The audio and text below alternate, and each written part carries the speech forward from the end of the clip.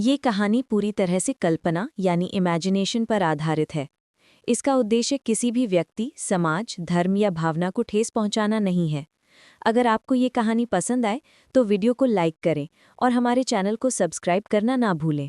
पूरी रात वह प्रशिक्षण में इतने मग्न थे कि उस व्यक्ति के बारे में भूल ही गए। फिर रोहित सिंह ने अपने माथे पर उंगली थपथपाई, मानो कुछ सोच रहे हों। बूढ़े मालिक के रवैयों को देखते हुए मोहनदास ने सोचा कि वो भगवान लिंग को अंदर आने देंगे और उम्मीद भरी नजरों से उनकी ओर देखने लगे। तभी उन्होंने दूसरे पक्ष के उदासीन शब्द सुने, मुझे लगता है मैं पहले खा लूंगा। मोहनदास लड़खड़ाकर जमीन पर गिर पड़े। टियान्यू मर्चेंट फर्म का मुखिया, एक अरबपति, पूरी रात बाहर इंतजार करता रहा। फिर भी उसका मालिक पहले खाना चाहता था। हालांकि एक अधीनस्थ होने के नाते वो अपने मालिक के कार्यों की आलोचना करने की हिम्मत नहीं जुटा पाया और जल्दी से नौकरों से खाना तैयार करवा लिया। सच कहूं तो मोहनदास द्वारा नियुक्त नौकर चाकर प्रभावशाली थे। उन्होंने काफी बड़ा भोजन तैयार किया था जिसका स्वाद भी अच्छा था। नाश्ता करने के बाद रोहित सिंह आंगन में टहलते रहे, सुबह के आसमान को देखते हुए और ये अनुमान लगाते हुए कि 10 बज चुके हैं। उसने आखिरकार मोहनदास से दरवाजा खुलवा लिया। डू युआन डू कुल का युवा स्वामी था जो कल्की साम्राज्य के 4 महान कुलों में से एक था। शुरू से ही वो एक महत्वाकांक्षी, फिजूल खर्च, एक अतुलनीय कामचोर रहा है। आमतौर पर वो बस अपने कुत्ते को टहलाता, अपने पक्षियों के साथ खेलता और रेड लाइट इलाकों में घूमता रहता था।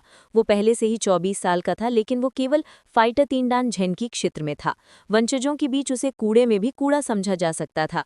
हालांकि ऐसा इसलिए नहीं था क्योंकि वो ऐसा चाहता था, बल्कि इसलिए क्योंकि उसके पास इस मामले में कोई विकल्प नहीं था। शुरू में उसके पिता कुलाध्यक्ष बनने के लिए सबसे उपयुक्त उम्मीदवार थे। हालांकि किसी कारण से 1 दशक पहले उन्हें एक गंभीर बीमारी हो गई जिससे उनकी मेरिडियंस क्षतिग्रस्त हो गई और उनके एक्यू पॉइंट अवरुद्ध हो गए। उनका कौशल पिक्सिवे राज्य के विशेषज्ञ से एक अपंग व्यक्ति में बदल गया। उनके प्रतिद्वंदियों ने इस अवसर का लाभ उठाया और उनके उत्तराधिकारी पर अत्याचार किया। डू युआन को अपने पिता की प्रतिभा विरासत में मिली थी और उसे दूसरों के साथ प्रतिस्पर्धा करने का वैधाधिकार भी प्राप्त था। हालांकि 1 दशक के उत्पीड़न के बाद उसके पिता का प्रभाव कमजोर हो गया था और अगर वो ऐसे समय में अपनी प्रतिभा का प्रदर्शन करता तो वो निश्चित रूप से और भी अधिक दमनकारी कार्रवाइयों को जन्म देता। असहाय वो केवल एक महत्वाकांक्षी वंशज की भूमिका निभा सकता था और दिन प्रतिदिन लक्ष्यहीन जीवन जी सकता था। आज जब वो उठा तो सूरज पहले से ही आसमान में ऊंचा लटका हुआ था। तभी वो अपने प्यारे कुत्ते को दरवाजे से बाहर ले गया और सड़कों पर घूमने लगा। है ना टियान्यू मर्चेंट फर्म के स्वामी लिंग टियान्यू। उसके कदम अचानक रुक गए। एक जाना पहचाना व्यक्ति उसके सामने प्रकट हुआ। लिंग टियान्यू कल्की राजनगर के कुछ सचमुच में शक्तिशाली व्यक्तियों में से एक था जिसके पास अपार धन दौलत थी और बहुत कम लोग उसे अपमानित करने की हिम्मत कर पाते थे। हालांकि डू युआन एक शानदार व्यक्ति था, फिर भी वो 4 महान कुलों का सदस्य था। इस प्रकार वो नियमित रूप से शहर के उच्च वर्ग के लोगों के संपर्क में आता था। इस लिंग टियान्यू का उसके डू कुल के साथ गहरा व्यापारिक संबंध था और वो उससे कई बार मिल चुका था। ये व्यक्ति उसके दादा के बराबर का था। वो सड़क के किनारे क्यों खड़ा होगा? और तो और वो ओस में भीगा हुआ था और बिल्कुल अस्त व्यस्त लग रहा था। ऐसा लग रहा था जैसे वो रात भर लौटा ही ना हो। ये किसका घर है? जल्द ही उसे समझ आ गया कि स्थिति क्या है। ऐसा लग रहा था जैसे ये भगवान लिंग टियान्यू किसी महलिया के बाहर मालिक के दरवाजे खुलने का इंतजार कर रहे हों। वो अक्सर इसी गली में टहलते रहते थे और जानते थे कि ये महलिया बहुत देर से खाली पड़ी है और अगर अंदर कोई रहता भी था तो उसकी क्या पहचान थी कि वो भगवान लिंग को यहाँ इंतजार करवा सके। मैंने सुना है कि लॉर्ड लिंग पिछली रात से यहाँ इंतजार कर रहे थे। सच में? मैंने खुद भी देखा है। लगता है लॉर्ड लिंग महलिया के मालिक से मिलना चाहते हैं, लेकिन दूसरे पक्ष ने उन्हें देखा कर दिया। एक बटलर बाहर आया और उनसे कहा कि या तो वो यहीं इंतजार करते रहें या फिर कभी वापस ना आए। अरे, क्या तुम सच में ऐसा कह रहे हो? वो कौन है? लॉर्ड लिंग टियान्यू को पूरी रात इंतजार करवाने के लिए, और वो भी इतनी हेकड़ी से? मुझे भी कुछ पता नहीं, इसलिए मैं सुबह सुबह यहाँ देखने आया था। सोचो तो सही, उसने सचमुच पूरी रात इंतजार किया होगा। जैसे ही वो इस बात में उलझन में था, उसने दूर से चलती हुई बातचीत सुनी। पूरी रात इंतजार किया? डू युआन ने हाँफते हुए कहा। केवल वे ही जो उच्च अधिकारियों के संपर्क में रहे होंगे वे ही जान सकते हैं कि लिंग टियान्यू कितना शक्तिशाली था। हालांकि वो एक सामान्य व्यापारी था, फिर भी वो 4 महान कुलों के कुलाध्यक्षों, कुलीनों और राज परिवार से अच्छी तरह परिचित था। हर साल वो राष्ट्रीय खजाने में एक बड़ी रकम दान करता था। सम्राट अशोक कपूर भी उसे धन का पेड़ मानते थे और उसे नाराज करने की हिम्मत नहीं कर पाते थे। इतनी बड़ी ओहदे का व्यक्ति किसी और के दरवाजे के बाहर पूरी रात इंतजार करे। अगर उसने खुद ये सब न देखा होता तो वो ऐसी अफवाहों पर कभी यकीन न करता। क्या तुम सच में ऐसा कर रहे हो? इस महलिया का मालिक कौन है जो इतना अविश्वसनीय कारनामा कर सकता है? क्या तुम सब जानते हो कि महलिया का मालिक कौन है? डू युआन कुछ बातें करते दर्शकों के पास गया और बोला, मुझे कुछ पता नहीं, लगता है वो कल ही यहाँ आया है। उसने काफी हंगामा मचा दिया। आते ही उसने दर्जनों पहरेदार नौकर और नौकरानियां तैनात कर दी। मैंने महलिए के मालिक को देखा है। वो 40 साल का एक अधेड़ उम्र का आदमी लग रहा था। उसका चेहरा थोड़ा पीला और कमजोर लग रहा था। मैं उसे पहले कभी नहीं मिला था। अधेड़ उम्र का आदमी, दर्जनों पहरेदार और नौकरों की भर्ती। उनकी बातें सुनकर डुयुआन और भी उलझन में पड़ गया। देखो, दरवाजे खुल रहे हैं। तभी मजबूती से बंद दरवाजे धीरे धीरे खुले। जी हाँ, एक मोटा आदमी बाहर आया। सुन कियांग, डुयुआन ने उस मोटे आदमी को पहचान लिया। ये आदमी टियान्यू मर्चेंट फर्म में एक रियल एस्टेट एजेंसी चलाता था। उस समय वो अपनी प्रेमिका के लिए घर ढूंढने उसकी एजेंसी गया था। जब दूसरे पक्ष को उसके पहचान का पता चला तो उसने तुरंत आज्ञाकारी रवैया अपना लिया। वो एक सामान्य गली मोहल्ले का दुकानदार था। ये आदमी यहाँ क्यों है? क्या वो यहाँ नौकर हो सकता है? वो सोच ही रहा था कि उसने देखा कि मोहनदास ने बड़े गर्व से कहा, लॉर्ड लिंग, हमारे बूढ़े मालिक आपको अंदर बुला रहे हैं। उसकी आवाज में शिष्टाचार का अभाव था, मानो वो दूसरे पक्ष के बारे में कुछ खास नहीं सोचता था। टियान्यू मर्चेंट फर्म का एक छोटा सा दुकानदार अपने बड़े मालिक से इस तरह बात करने की हिम्मत कैसे कर सकता है? डुयुआन ने सोचा कि लिंग टियान्यू नाराज हो जाएगा, लेकिन इसके विपरीत उसकी उम्मीदों के मुताबिक न सिर्फ वो नाराज नहीं हुआ, बल्कि उसके चेहरे पर कृतज्ञता की भावना भी झलक रही थी। वो आगे बढ़ा और दूसरे पक्ष के हाथों में ढेर सारी चीजें थमाते हुए बोला, भाई सुन, आपकी मदद के लिए धन्यवाद। ये मेरी कृतज्ञता के कुछ प्रतीक हैं, इन्हें पहले संभाल कर रख लीजिए। मैं भविष्य में जरूर कोई बड़ा तोहफा भेजूंगा। डुयुआन की आंखें फटी की फटी रह गई। अरे, कोई मुझे बता सकता है कि क्या हो रहा था? उसने अभी जो देखा था वो उसकी समझ से बाहर था। उसे लगा जैसे पूरी दुनिया ही गड़बड़ा गई हो। मुझे नहीं पता था कि गुरु मुझे मार्गदर्शन देने की कोशिश कर रहे थे और आपके सामने अनुचित व्यवहार किया। मैं आपसे क्षमा चाहता हूँ। कमरे के बीचों बीच बैठे रोहित सिंह को देखकर लिंग टियान्यू थोड़ा आशंकित था। कल इस गुरु शिक्षक के प्रति उसका रवैया वाकई बहुत ही अरुचिकर था। यहाँ तक कि गुरु द्वारा प्रदर्शित सद्भावना पर भी उसे संदेह था। ये तो सौभाग्य की बात थी कि दूसरा पक्ष उसे अंदर आने देने को तैयार था। मुझे माफ करने की जरूरत नहीं है। रोहित सिंह ने हाथ हिलाया। मैं इतना भी छोटा नहीं हूँ। मोहनदास की आंखें चौड़ी हो गईं। तुमने उस आदमी को पूरी रात ओस में भीगने के लिए बाहर छोड़ दिया और नाश्ता धीरे धीरे करने के बाद ही उसे अंदर आने दिया। क्या तुम इसे छोटी बात नहीं कहोगे? हाँ, लिंग टियान्यू का चेहरा लाल हो गया। वो बोलना ही वाला था कि रोहित सिंह ने अपनी हथेली आगे बढ़ाकर उसे शांति से देखा। क्या तुम जानते हो कि मैंने तुम्हें पूरी रात बाहर इंतजार क्यों करवाया? मैं लिंग टियान्यू के चेहरे पर असहजता साफ दिखाई दे रही थी। क्या इसलिए क्योंकि तुम्हें लग रहा था कि मैंने तुम्हें नजरअंदाज किया था, इसलिए तुम मुझे अपनी औकात बताना चाहते थे? मैं अपनी गलती मानता हूँ, ठीक है। क्या तुम्हें लगता है कि मैं जानबूझकर तुम्हारे लिए चीजें मुश्किल कर रहा हूँ? रोहित सिंह ने देखा। नहीं, बिल्कुल नहीं। लिंग टियान्यू ने जल्दी से अपना सिर हिलाया। तुम्हें इनकार करने की जरूरत नहीं है। ऐसा सोचना स्वाभाविक है। रोहित सिंह नाराज नहीं लग रहे थे। इसके बजाय उन्होंने गंभीरता से कहा, दरअसल मैंने तुम्हें पूरी रात बाहर इंतजार करवाया। ये तुम्हारी ही भलाई के लिए था। मेरी ही भलाई के लिए? इस बार न सिर्फ उसकी बातों से वो उलझन में पड़ गया, बल्कि मोहनदास के चेहरे पर भी एक अजीब सा भाव उभर आया। किसी को दरवाजे पर इंतजार करवाना उसी की भलाई के लिए था? ये कैसा सिद्धांत है? अगर मैं गलत नहीं हूं तो तुम्हारी पत्नी गंभीर रूप से बीमार होनी चाहिए और वो मरने के कगार पर है, और तुम मुझे ढूंढ रहे हो ताकि मैं उसे बचा सकूं। रोहित सिंह ने लिंग टियान्यू को देखा। हाँ, दूसरे पक्ष के इरादों का जिक्र सुनकर लिंग टियान्यू चौंक गया। अगर तुम चाहते हो कि मैं उसे बचाऊं तो तुम्हें उसे मेरे पास लाना होगा। हालांकि कल तुम दक्षिण रक्त येद के संपर्क में आए थे और उसकी जीवन शक्ति को अवशोषित करने वाली आभा अभी भी तुम्हारे शरीर में मौजूद थी। अगर मैं मान जाता और तुम एक बार फिर उसके संपर्क में आते तो शायद वो तुम्हारे यहाँ लाने से पहले ही मर जाती। रोहित सिंह ने आह भरी और आगे कहा, इसलिए मैंने तुम्हें पूरी रात बाहर इंतजार करवाया ताकि तुम उस आभा से खुद को शुद्ध कर सको। साथ ही तुम जल्दी घर नहीं जाओगे जिससे कोई अनहोनी टल जाएगी। अब इसके अलावा अगर तुम मेरी बात नहीं मानते और चले जाते तो तुम्हारी पत्नी मर जाती और तुम्हें वापस आने की जरूरत नहीं थी। एक महान शिक्षक में भी मरे हुए को जिंदा करने की क्षमता नहीं होती। ये शब्द सुनकर लिंग टियान्यू के चेहरे का भाव बदल गया और उसे ठंडा पसीना आने लगा। दरअसल वो अंदर से गुस्से से भरा हुआ था क्योंकि दूसरे पक्ष ने उसे पूरी रात बाहर इंतजार करवाया था। हालांकि वो इस बारे में बोलने की हिम्मत नहीं जुटा पाया था, फिर भी उसे बहुत दुख हुआ था। एक कुशल शिक्षक का मतलब सिर्फ उसकी ताकत और दूसरों को मार्गदर्शन करने की क्षमता ही नहीं, बल्कि उसे उदार भी होना चाहिए। उसके विचार से ये कुशल शिक्षक उसे जानबूझकर अपमानित करने की कोशिश कर रहा था। ये शब्द सुनकर उसे एहसास हुआ कि वो सचमुच गलत था। दूसरे पक्ष के इरादे दिल में थे। दूसरे पक्ष के साथ इतनी बेरुखी से पेश आने के बावजूद उसने अपनी बात पर इतना ध्यान दिया। सचमुच एक कुशल शिक्षक का स्वभाव प्रभावशाली। एक सज्जन व्यक्ति के इरादों पर शक करने के लिए वो खुद को पाखंडी महसूस कर रहा था। हालांकि उसे दूसरे पक्ष के प्रति कृतज्ञता का एहसास हुआ, लेकिन उसे राहत भी मिली। ये तो गनीमत थी कि वो कल टिक पाया, वरना अगर वो घर वापस लौट जाता तो उसे जिंदगी भर अपने किए पर सचमुच पछतावा करना पड़ता। सुन कियांग जो अभी भी बगल में खड़ा था, उसकी आंखें आश्चर्य से चौड़ी हो गईं। एक कुशल शिक्षक से जैसी अपेक्षा थी, बूढ़े गुरु के हर कदम बहुत गहरे थे। उसने सोचा कि बूढ़ा गुरु जानबूझकर दूसरे पक्ष को नीचा दिखाने की कोशिश कर रहा है। अब उसे एहसास हुआ कि बूढ़े गुरु के विचार ऐसे नहीं थे जिन्हें वो जैसा व्यक्ति समझ सके। धन्यवाद गुरु, लिंग ट्यानियो ने गहरा प्रणाम किया। किसी को भेजो और उसे मेरे पास ले आओ ताकि मैं देख सकूं। अगर वो बहुत बीमार हुई तो शायद मैं भी कुछ न कर पाऊं, रोहित सिंह ने कहा। हाँ, लिंग त्यानियों की आंखें बेचैनी से लाल हो गईं। वो जल्दी से मास्टर चेंग युआन के साथ चला गया। उन दोनों के जाने के बाद रोहित सिंह ने मुड़कर मोहनदास की ओर देखा। क्यांग, मैंने तुम्हें फाइटर 4 डैन में घुसने में मदद करने का वादा किया था और मैं अपने वादे से मुकरता नहीं। एक मुक्का मारने का अभ्यास करो ताकि मैं तुम्हारी हालत देख सकूं। हाँ बूढ़े गुरु। ये सुनकर कि बूढ़े गुरु उसे आगे निकलने में मदद करने वाले हैं, मोहनदास ने उत्साह से सिर हिलाया। जल्द ही उसने पूरा मुक्का मारने का अभ्यास पूरा कर लिया। हालांकि मोहनदास न केवल इससे खुश नहीं था बल्कि थोड़ा शर्मिंदा भी हुआ।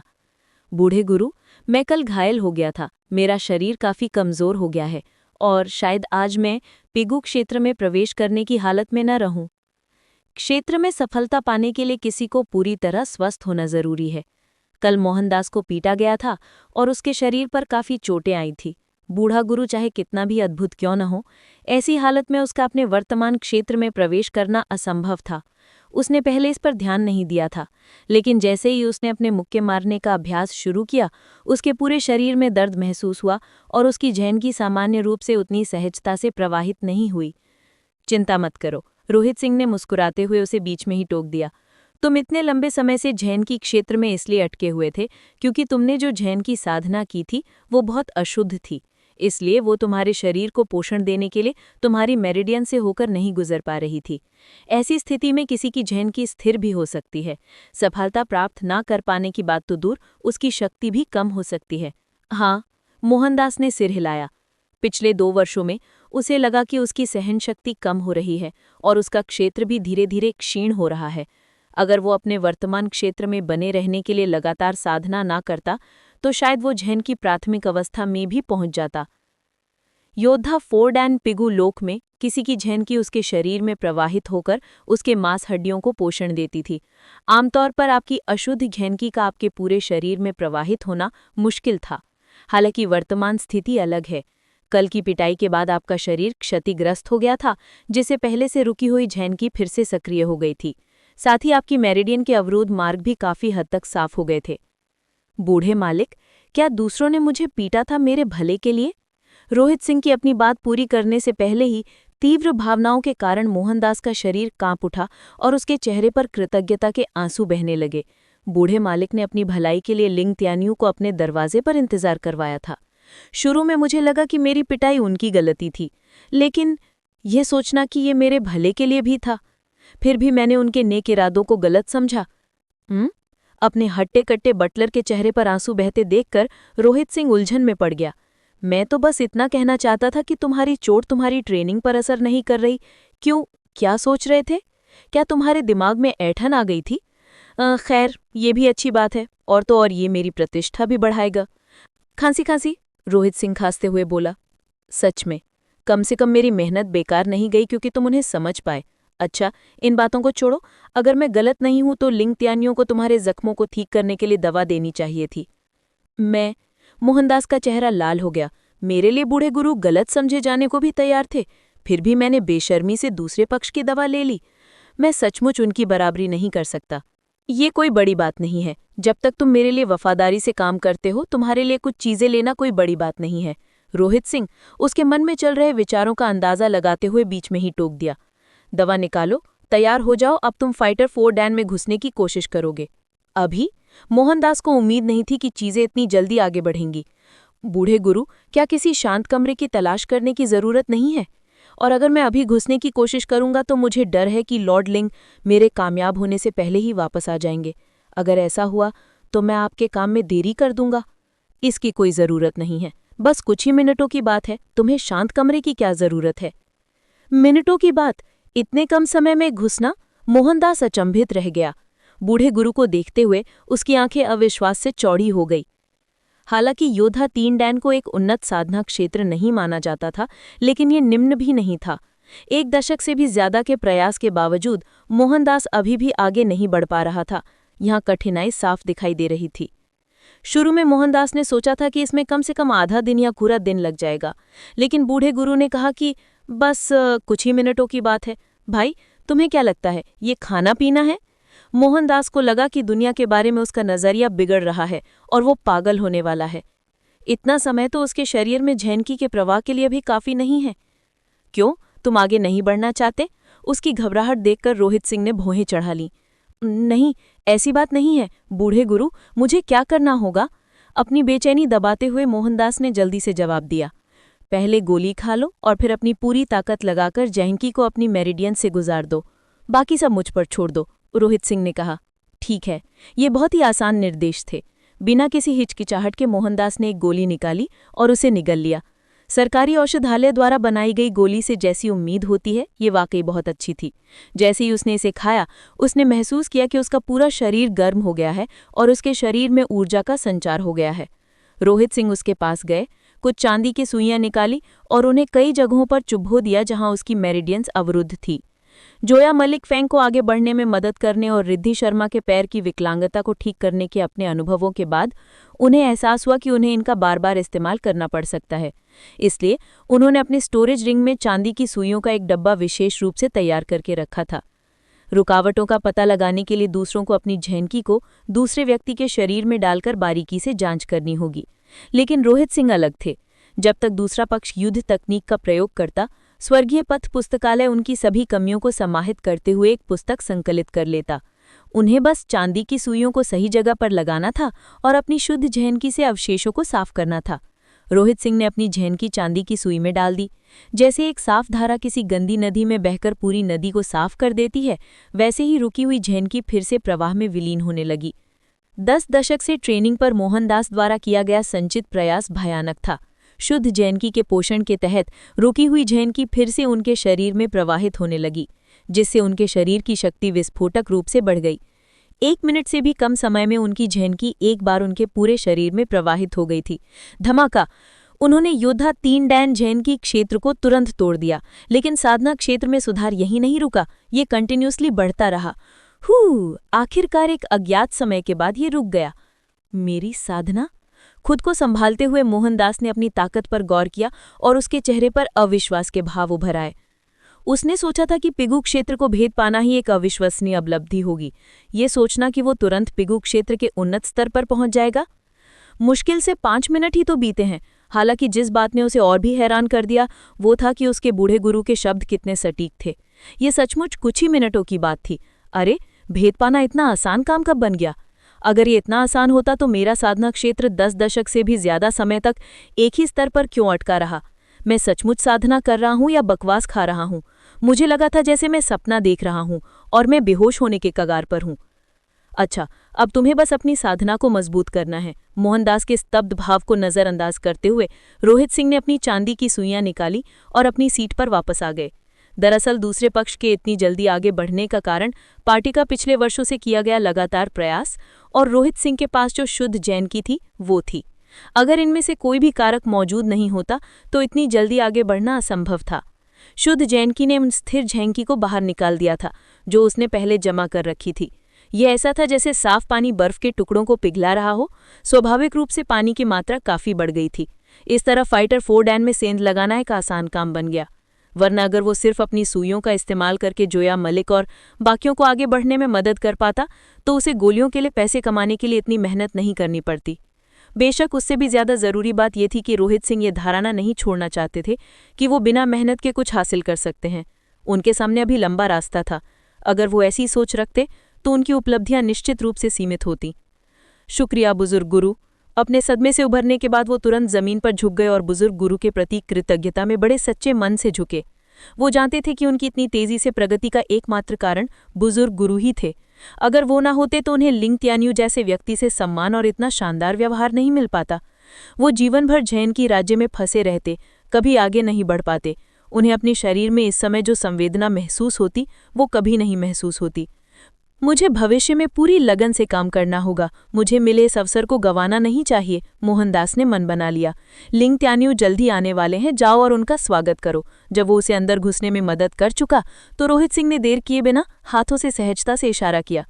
हाँ, मोहनदास ने विदा ली। इस हवेली में रहने वाला कौन हो सकता है मोहनदास की हैसियत को पूरी तरह से बदलने वाला, यहाँ तक कि लिंग त्यान्यू को भी उसके साथ सम्मान से पेश आना पड़े, उसे भाई सुन कहना पड़े। हवेली के बाहर डू युआन की उलझन बढ़ती जा रही थी। काफी देर बाद ही उसे आखिरकार समझ आया कि हवेली के मालिक की वजह से ही लॉर्ड लिंग, जो अपने दादा के बराबर का दर्जा रखते थे, मोहनदास के साथ इतने सम्मान से पेश आते थे। हालांकि वो फिर से सोच में पड़ गया। उसे कल की राजनगरी में ऐसे किसी रईस की कल्पना भी नहीं हो रही थी जिसका इतना रुतबा हो कि वो एक अरबपति को पूरी रात खुशी खुशी बाहर इंतजार करवाए और उसके लिए दरवाजे खुलने पर इतना खुश हो। ये शंकाएं उसके मन में तब आ रही थी जब दरवाजे खुले और लिंग टर्न्यू और मास्टर चेंग युआन बाहर निकले। वो ऐसे ही जा रहे हैं, कोई उन्हें विदा नहीं कर रहा। डू युआन ने आंखें झपकाईं। उसे यकीन नहीं हो रहा था कि उसने क्या देखा। शुरुआत में कम से कम एक बटलर तो था जो दोनों का स्वागत करने आया था, लेकिन अब जब वो जा रहे थे तो कोई साथ नहीं था। मालिक चाहे कितना भी अद्भुत क्यों ना हो, बटलर को कम से कम मेहमानों को बाहर तो ले जाना चाहिए था। खैर, लिंग त्यान्यू एक सच्चा अरबपति था, एक असाधारण व्यक्ति। अगर वो डू कबीले से मिलने जाता तो उसके दादा को भी उसका डू युआन का पूरा शरीर कांप उठा। ओह, क्या ये डू युआन गोंगजी नहीं है? किस हवा ने तुम्हें यहाँ ला दिया? जब वो स्थिति की हास्यास्पदता से उन्माद में जाने ही वाला था, तभी उसने मोहनदास की आवाज सुनी। सिर उठाकर उसने देखा कि सामने वाला तो पहले से ही खड़ा था। ओह, मैं तो यूं ही वहां से गुजर गया था। मन में हैरानी दबाते हुए डू युआन ने समझदारी से पूछा, क्या तुम बाजार में काम नहीं कर रहे थे? मैं इस समय अपने पुराने मालिक के साथ इस घर में बटलर का काम कर रहा हूँ। मोहनदास की आंखों से आत्मविश्वास झलक रहा था। पहले बड़े परिवारों के बेटों से बात करते समय उसे सोच समझकर बात करनी पड़ती थी, इस डर से कि कहीं उसे बेवजह पीटा न जाए। लेकिन अब जब लिंग तियान यू को भी उसके सामने सिर झुकाना पड़ रहा था तो उसे एक छोटे से कनिष्ठ से डरने की कोई वजह नहीं थी। तुम्हारे पुराने गुरु? डू युआन ने जल्दी से पूछा। तुम हमारे पुराने गुरु को नहीं जानते? अपने हाथ पीठ के पीछे करके मोहनदास ने अपना सिर उठाया। उसके चेहरे पर प्रशंसा और उत्साह साफ दिखाई दे रहा था। गुरु शिक्षक यांग ज़ुआन। माँ गुरु शिक्षक? डू युआन कांप उठा। सभी जानते थे कि कल की साम्राज्य सबसे कमजोर साम्राज्यों में से एक था और उसकी कमान संभालने वाला कोई गुरु शिक्षक नहीं था। कोई गुरु कब आया? और ऐसा गुरु जिसने इस आदमी को अपना रसोइया बनने दिया हो। कोई आश्चर्य नहीं कि लिंग तियान यू पूरी रात इंतजार करने को तैयार था और उसने मोहनदास के साथ इतनी समझदारी से काम लिया था। भले ही वो हवेली का एक सबसे निचले स्तर का एक सितारा गुरु ही क्यों न हो, फिर भी सम्राट अशोक कपूर उसकी उपस्थिति को कम नहीं आंक सकते थे। ऐसे व्यक्ति के लिए एक रात तो दूर, लिंग तियान यू को आधा साल भी इंतजार करना पड़े तो भी वो शिकायत का एक शब्द भी कहने की हिम्मत नहीं करेगा। दरअसल अगर उसके दादा को पता होता तो वो भी उसे श्रद्धांजलि देने जरूर दौड़े चले आते। एक गुरु शिक्षक पूरे देश का उत्थान या विनाश कर सकता है और उसके शब्द सोने के समान होते हैं। यही उसकी प्रतिष्ठा थी। अगर उसके पिता को एक गुरु शिक्षक का मार्गदर्शन मिल जाता तो उनके द्वारा झेले गए आघात दूर हो सकते थे और शायद वो अपनी पहले जैसी प्रतिभा भी वापस पा सकते थे। उस पल डू युआन अपने से पहले वाले व्यक्ति से ईर्ष्या से भर गया। मोहनदास एक व्यापारिक शहर में एक मामूली व्यक्ति हुआ करता था। उसे जब भी डू युआन देखता था उसे सम्मानपूर्वक झुकना पड़ता था, इस डर से कि कहीं उसे नाराज ना कर दिया जाए। फिर भी अब डू युआन ही था जिसे सावधानी से बोलना था ताकि दूसरे पक्ष को नाराज न किया जा सके। वरना गुरु शिक्षक के खुद कोई कदम उठाए बिना भी मोहनदास का एक शब्द अनगिनत विशेषज्ञों को भेज सकता था जो उस पर कृपा करने उसे सबक सिखाने का मौका ढूंढ रहे थे। यांग शी, वो राज्य में कब आया? मैंने उसके बारे में क्यों नहीं सुना? अपने अंदर के आश्चर्य को दबाते हुए डू युआन ने पूछा। अगर कोई गुरु शिक्षक सचमुच कल की राज्य में आता तो पूरी राजधानी में कोलाहल मच जाता और सभी को पता चल जाता। लेकिन ऐसा क्यों था कि उसने ऐसी बात के बारे में नहीं सुना? बूढ़े गुरु को कम ही दिखाई देता है, इसलिए वो नहीं चाहते कि दूसरों को इसके बारे में पता चले। तुम्हें पता होना ही काफी है, बात मत फैलाओ। ठीक है, मुझे अभी कुछ काम निपटाने हैं। अगर डूगोंगजी के पास कुछ नहीं है तो बेहतर होगा कि तुम यहाँ इधर उधर ना घूमो, वरना अगर बूढ़े गुरु ने इसे देख लिया तो बेवजह गलतफहमियां पैदा हो सकती हैं, तब ये परेशानी का सबब बन जाएगा। लिंग तियानयू वाली घटना के बाद मोहनदास ने अपना आत्मविश्वास वापस पा लिया था। नतीजतन उसके चारों ओर श्रेष्ठता का भाव पनपने लगा और उसके स्वर में भी यही झलक रहा था। हाँ, डू युआन ने जल्दी से सिर हिलाया। अपनी बात खत्म करने के बाद मोहनदास मुड़ा और वापस द्वार की ओर चला गया। थोड़ी देर बाद एक गाड़ी आई और लिंग तियान्यू उसमें से उतरा। 2 पहरेदार हवेली में दाखिल हुए और एक पालकी ले आए। स्वामी लिंग, कृपया अंदर आइए। मोहनदास ने उनका स्वागत किया। धन्यवाद भाई सुन। लिंग तियान्यू ने अभिवादन का उत्तर देने के लिए हाथ जोड़े। फिर वे तीनों एक साथ महल में दाखिल हुए। मैंने सुना है कि लिंग तियान्यू की पत्नी बीमार है। ऐसा लगता है कि उसे पता है कि यहाँ एक गुरु है, इसलिए वो पूरी रात यहाँ खड़ा रहा और उससे अपनी पत्नी को बचाने की विनती करता रहा। तुरंत ही डू युआन कहानी के अंतराल को भरने में सक्षम हो गया। गुरु न केवल साधना का मार्गदर्शन करने में सक्षम थे, बल्कि औषधि निर्माण, औषधि कौशल, ऐसा कोई व्यवसाय नहीं था जिसमें वे निपुण न हो। यही कारण है कि वे अन्य सभी व्यवसायों से ऊपर शिखर पर खड़े थे। कल की साम्राज्य के उच्च वर्ग में ये एक रहस्य नहीं था कि लिंग तियान्यू की पत्नी बीमार थी। डू युआन ने भी इसके बारे में सुना था और अफवाहों के मुताबिक गुरु विश्वजीत भी कुछ नहीं कर पाए थे। ये सुनकर कि ये गुरु राजधानी में आ गए हैं, स्वाभाविक है कि वो तुरंत आगे बढ़ना चाहता। अगर ये मास्टर ऐसी बीमारी का इलाज कर सकते हैं जिसके लिए मास्टर विश्वजीत भी असहाय थे, तो इसका मतलब नहीं है कि मेरे पिता के लिए भी कोई उम्मीद है। डू युआन की आंखें तुरंत चमक उठीं। जैसे ही ये विचार उसके मन में आया, डू युआन के मन से जाने का सारा विचार तुरंत गायब हो गया। एक पल की हिचकिचाहट के बाद वो हवेली के सामने वाली चाय की दुकान की ओर चला गया। मैं वहीं चाय पीऊंगा, आखिरकार मैं एक गुरु को नाराज तो नहीं कर सकता। ये मेरी पत्नी यूराव है, मैं यांगशी से विनती करता हूँ कि वो उसे बचा ले। कमरे में पालकी नीचे रखते ही पहरेदार चले गए। Ling Tian you Rohit Singh से विनती करने के लिए जमीन पर घुटनों के बल बैठ गया। वो आदमी और उसकी पत्नी साथ मिलकर हर सुख दुख में रहे थे और उनके बीच बेहद गहरा रिश्ता था। अगर वो उसे बचा पाता तो कोई भी कीमत बहुत बड़ी नहीं होती। जाहिर है उसने मोहनदास के मुंह से रोहित सिंह का नाम सुना था। रोहित सिंह खड़ा हो गया। पालकी पर बैठी महिला को देखकर उसकी भौहें तन गई। महिला लिंग तियान्यू की उम्र की लग रही थी, लेकिन लगता था कि समय ने उसके चेहरे पर ज्यादा निशान नहीं छोड़े थे। हालांकि वो असाधारण रूप से सुंदर नहीं थी, फिर भी उसमें एक स्वाभाविक स्वभाव था जो दूसरों में विश्वास और शांति पैदा करता था। लेकिन ऐसी धन्य महिला पालकी पर आंखें कसकर बंद किए निश्चल लेटी हुई थी। उसकी हालत मेरी अपेक्षा से भी ज्यादा खराब लग रही है। रोहित सिंह का चेहरा काला पड़ गया। वो अभी अभी दक्षिणी रक्त जेड के संपर्क में आया था और उससे ये पता चला कि ये वस्तु आम इंसानों को लगभग अपरिवर्तनीय क्षति पहुंचा सकती है। शुरुआत में उसने सोचा था कि अगर वो रक्त जेड को नष्ट कर देगा और रोगी के शरीर का पोषण करेगा तो वो जल्दी ही ठीक हो जाएगी, लेकिन महिला को देखते ही उसे एहसास हुआ कि उसने मामले की गंभीरता को कम करके आंका था। ये स्पष्ट था कि दूसरा पक्ष कोमा में चला गया था। अगर उसे जल्द ही इलाज नहीं मिला तो रोहित सिंह भी उसे बचाने में स्वयं को असमर्थ पा सकते थे। मैं अभी भी सोच रहा था कि अगर वो जाग रही होती तो मैं उसे मुक्का मारने का अभ्यास करने के लिए कह सकता था, ताकि मैं एक किताब लिख सकूं, उसकी कमियां ढूंढ सकूं और उसका इलाज कर सकूं। लेकिन अब मुझे क्या करना चाहिए? रोहित सिंह परेशान था। उसने इस मामले को पहले बहुत सरलता से सोचा था।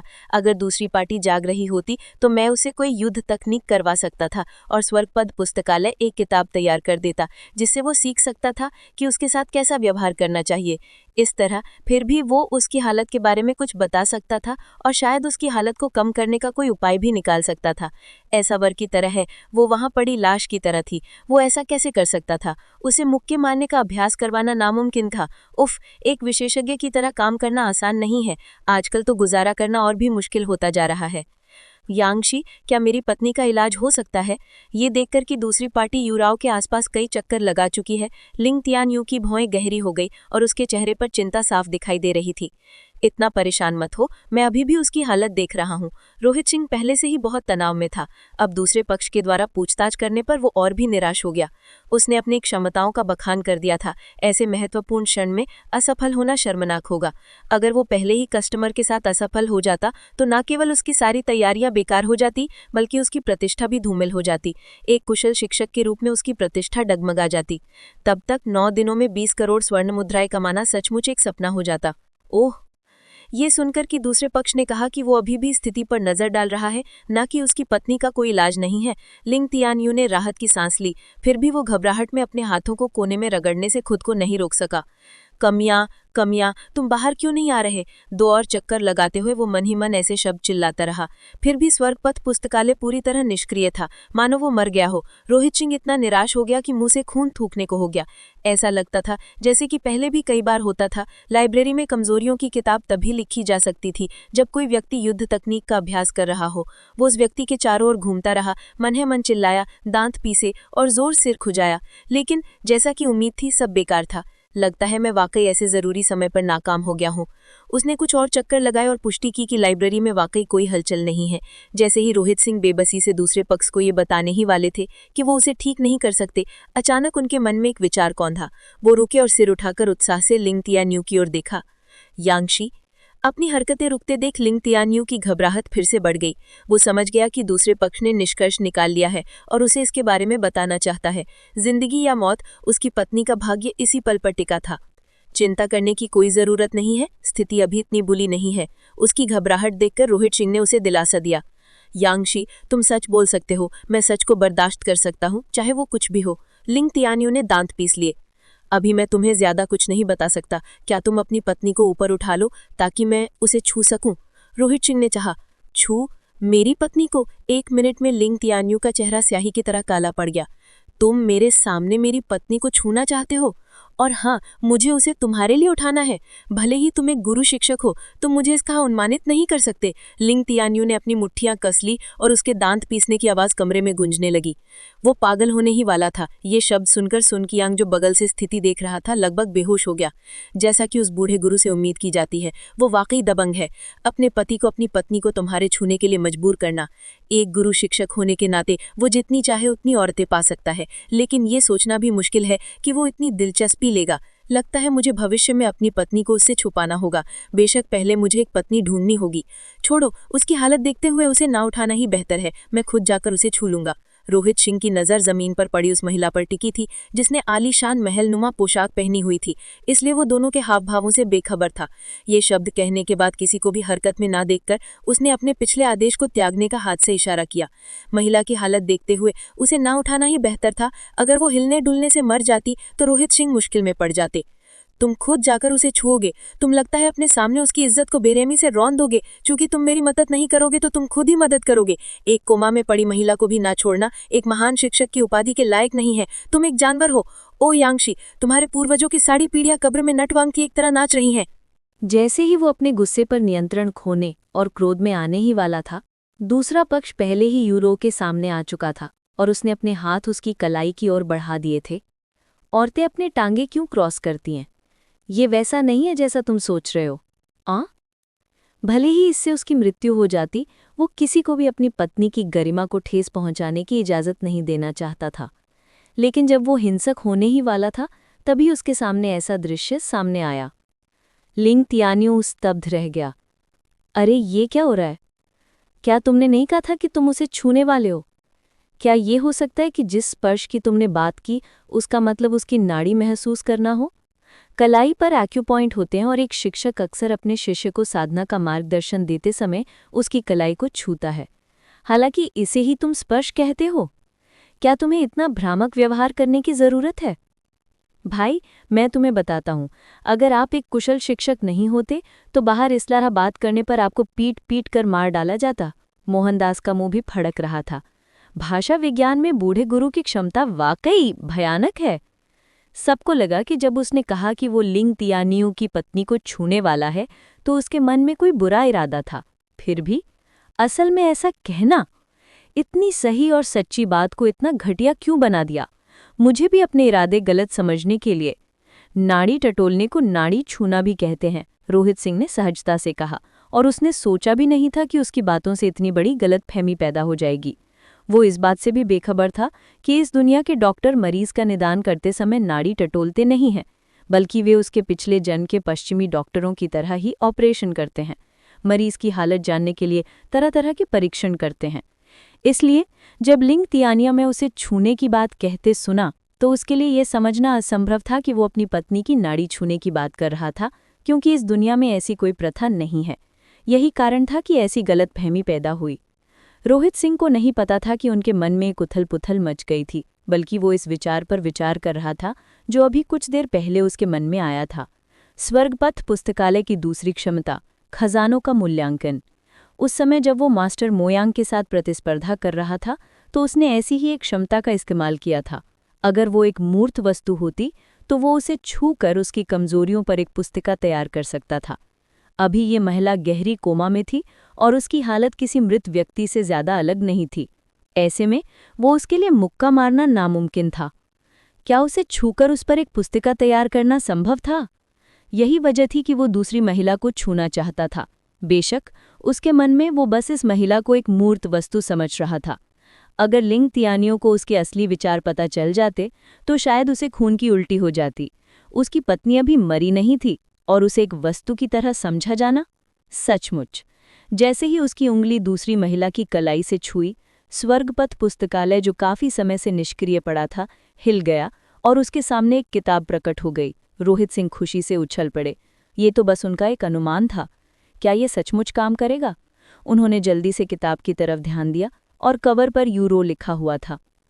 पलटकर देखा तो सामने वाले के जीवन और उसकी कमियों का ब्यौरा लिखा था।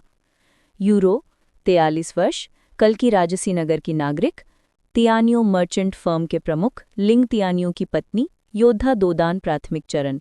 दोष 1, उसके शरीर के भीतर की शिराबिंदु कमजोर हैं, जिसे वो ज़ेन की उत्पन्न करने की गहन साधना तकनीकों का अभ्यास करना उसके लिए असंभव है। 2, साधना के प्रति उसकी प्रतिभा का अभाव है। हवा में आध्यात्मिक ऊर्जा को महसूस करने की उसकी क्षमता बहुत कमजोर है।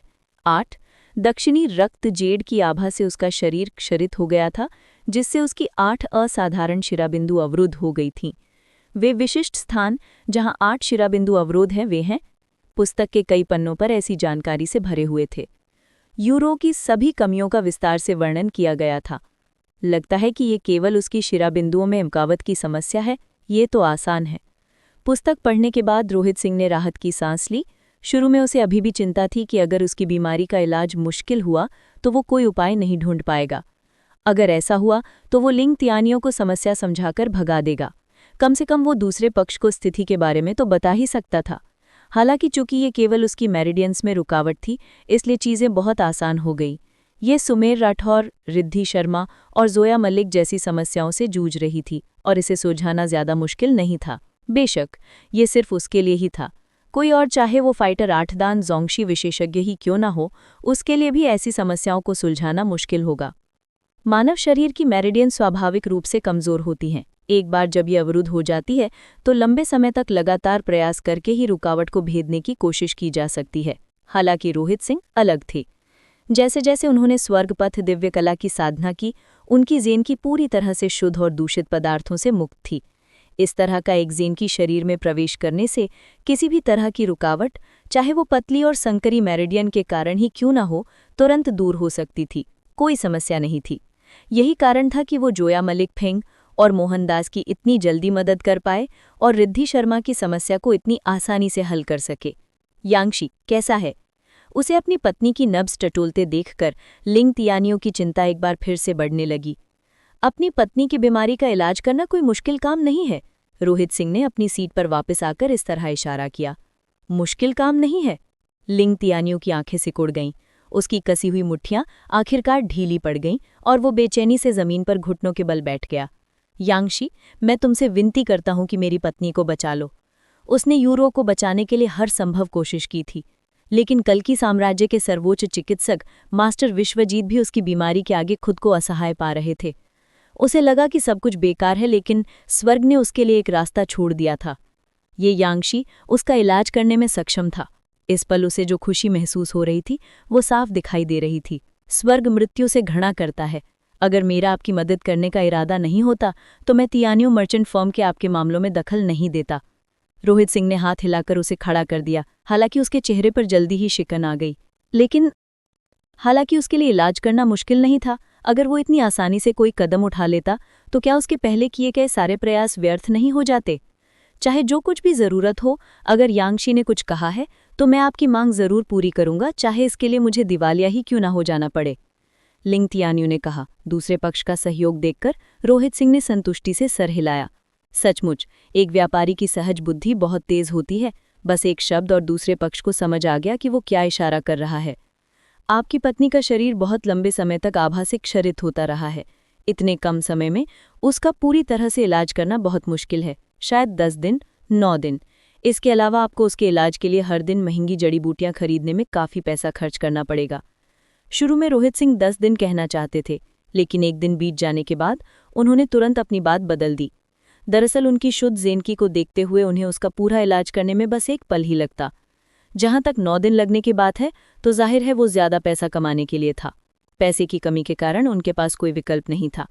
भले ही उसका इलाज लंबा खिंच गया हो, कम से कम वो बच तो जाती। उसे मरते देखने से तो ये कहीं बेहतर था। यांगशी, तुम्हें कौन सी औषधियां जड़ी बूटियां चाहिए? मैं अभी जाकर खरीद लाता हूँ।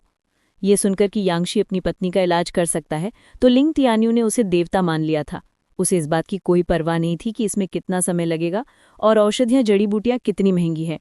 लेकिन जैसे ही उसने ये शब्द कहे, शांत यांगशी ने अचानक अपना चेहरा काला करके और ठंडी निगाहों से उसकी ओर देखा। इसमें कोई आश्चर्य की बात नहीं थी कि रोहित सिंह क्यों खुश नहीं थी। हालांकि उन्होंने महंगी औषधियां जड़ी बूटियों का जिक्र किया था, लेकिन असल में ये एक बहाना था, क्योंकि उनकी शुद्ध ज़ेन की उनकी अवरुद्ध मेरिडियंस को खोलने के लिए पर्याप्त से भी ज्यादा थी, तो उन्हें औषधियां जड़ी बूटियों की क्या जरूरत थी? अगर वो खुद उन्हें खरीदेंगे तो वो पैसे कैसे कमा पाएगा? जैसे ही वो सोच ही रहा था कि वो दूसरे पक्ष से आज्ञाकारी ढंग से पैसे कैसे वसूलेगा, लिंग तियान्यू ने अचानक अपने माथे पर थपकी दी और मुस्कुराते हुए कहा, यांगशी, असल में मुझे औषधियां जड़ी बूटियों का ज्यादा ज्ञान नहीं है। मुझे डर है कि तुम्हें जरूरी जड़ी बूटियां खुद ही खरीदनी पड़ेंगी। इसके बाद उसने नोटों का ढेर पेश किया। ऐसा नहीं था कि वो रोहित सिंह की हरकतों का मतलब समझता था, बल्कि सभी योद्धाओं के अपने अपने राज होते हैं। चूंकि ये गुरु शिक्षक उसकी पत्नी का इलाज कर सकता है, जबकि मास्टर विश्वजीत भी उसके सामने खुद को असहा पा रहे थे, तो उसके पास निश्चित रूप से अपना एक खास गुप्त उपचार सूत्र होगा। अगर वो औषधीय जड़ी बूटियां खरीदता तो क्या वो दूसरे पक्ष के गुप्त उपचार सूत्र का पर्दाफाश कर देता? इसमें कोई आश्चर्य की बात नहीं थी कि वो नाराज था, इसलिए उसने तुरंत अपने शब्द बदल दिए। थोड़ी देर सोचने पर ही रोहित सिंह को लिंग तियान्यू के व्यवहार में आए बदलाव का कारण भी समझ आ गया।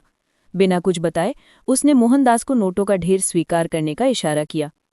एक कुशल शिक्षक पैसों के उस ढेर को व्यक्तिगत रूप से कैसे हड़प सकता है? ये उसके पद के अनुरूप नहीं है। ठीक है, मैं अभी उसका इलाज शुरू करता हूँ। सोने के नोटों पर सफलतापूर्वक हाथ डालने के बाद रोहित सिंह ने और देर नहीं की। वो यूरो के पास गया, अपनी चांदी की सुइयां निकाली और उन बिंदुओं पर डाल दी जहां उसकी नाड़ियां अवरुद्ध थी। साथ में ज़ेनकी को दूसरे पक्ष के शरीर में पहुंचा दिया गया। शुद्ध ज़ेनकी उसके शरीर में प्रवाहित हुई और उसके शरीर की सभी बेड़ियां एक पल में गायब हो गईं। इंगिंग! बेहोश यूरो ने धीरे से अपनी आंखें खोलीं। ये तो... लिंग तियान्यू और कमरे में मौजूद अन्य लोग चौंक गए। क्या तुमने कहा नहीं था कि उसका इलाज करना मुश्किल होगा, कि 9 दिन की मेहनत और बहुत ज्यादा पैसे लगेंगे? फिर भी कुछ ही पलों में वो जाग गई थी, और इतना ही नहीं, ऐसा लग रहा था जैसे उसने बस उस पर कुछ सुइयां ही चुभ हुई थी। ओह, मुझसे बड़ी भूल हो गई। जाहिर है रोहित सिंह को उम्मीद नहीं थी कि दूसरी पार्टी भी इतनी जल्दी जाग जाएगी। रोहित सिंह को लगभग खून की उल्टी हो जाती। अगर वो इतनी जल्दी जाग गई तो वो लिंग तियान्यू से पैसे कैसे चूसता रहेगा? स्वर्गपथ का पुस्तकालय व्यक्ति के शरीर की केवल खामियों का ही विवरण देता है, उसमें ये दर्ज नहीं होता कि उन खामियों के ठीक होने के बाद क्या होगा। इसलिए रोहित सिंह को ये नहीं पता होता कि किस खास मेरिडियन को खोलने से उसे होश में आने में मदद मिलेगी। शुरू में उसने काम का बोझ 9 दिनों में बांटने का इरादा किया था, हर दिन मेरिडियन की अवरोध के कुछ हिस्सों को साफ कर। शुरू में रोहित सिंह ने सोचा कि सामने वाले को लगेगा कि उसने अपना पैसा व्यर्थ गंवा दिया। उसकी उम्मीदों के विपरीत सामने वाले की निगाहों में प्रशंसा और गहरी हो गई। रोहित सिंह ने राहत की सांस ली, लापरवाही से हाथ हिलाया और कहा, पहले दिन का इलाज तो बस उसे होश में लाने में मदद करता है। मैं उसकी ताकत बढ़ाने के लिए कुछ खास जड़ी बूटियां ढूंढूंगा। काम पूरा होने के बाद मैं किसी को भेजकर उसे मंगवा लूंगा। ठीक है। लिंग तियान्यू ने जल्दी से सिर हिलाया। इसके बाद रोहित सिंह ने कुछ नहीं कहा। तो अब हम यांगशी को और परेशान नहीं करेंगे। इसके बाद उसने अपने अधीनस्थ को पालकी उठाने का इशारा किया और जाने की तैयारी की।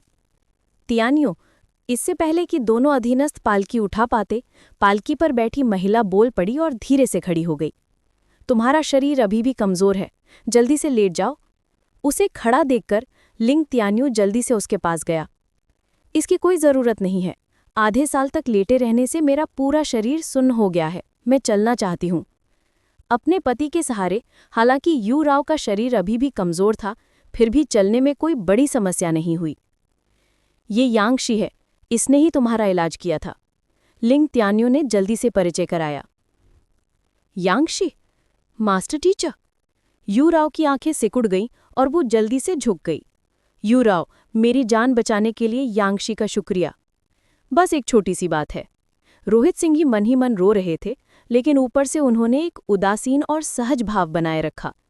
उनके इस रवैये को देखकर लिंग तियान्यू और बाकी लोग और भी प्रभावित हुए।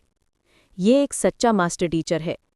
एक बड़ी समस्या हल करने के बाद उन्होंने तारीफों की होड़ या इनाम की मांग करने की जहमत नहीं उठाई।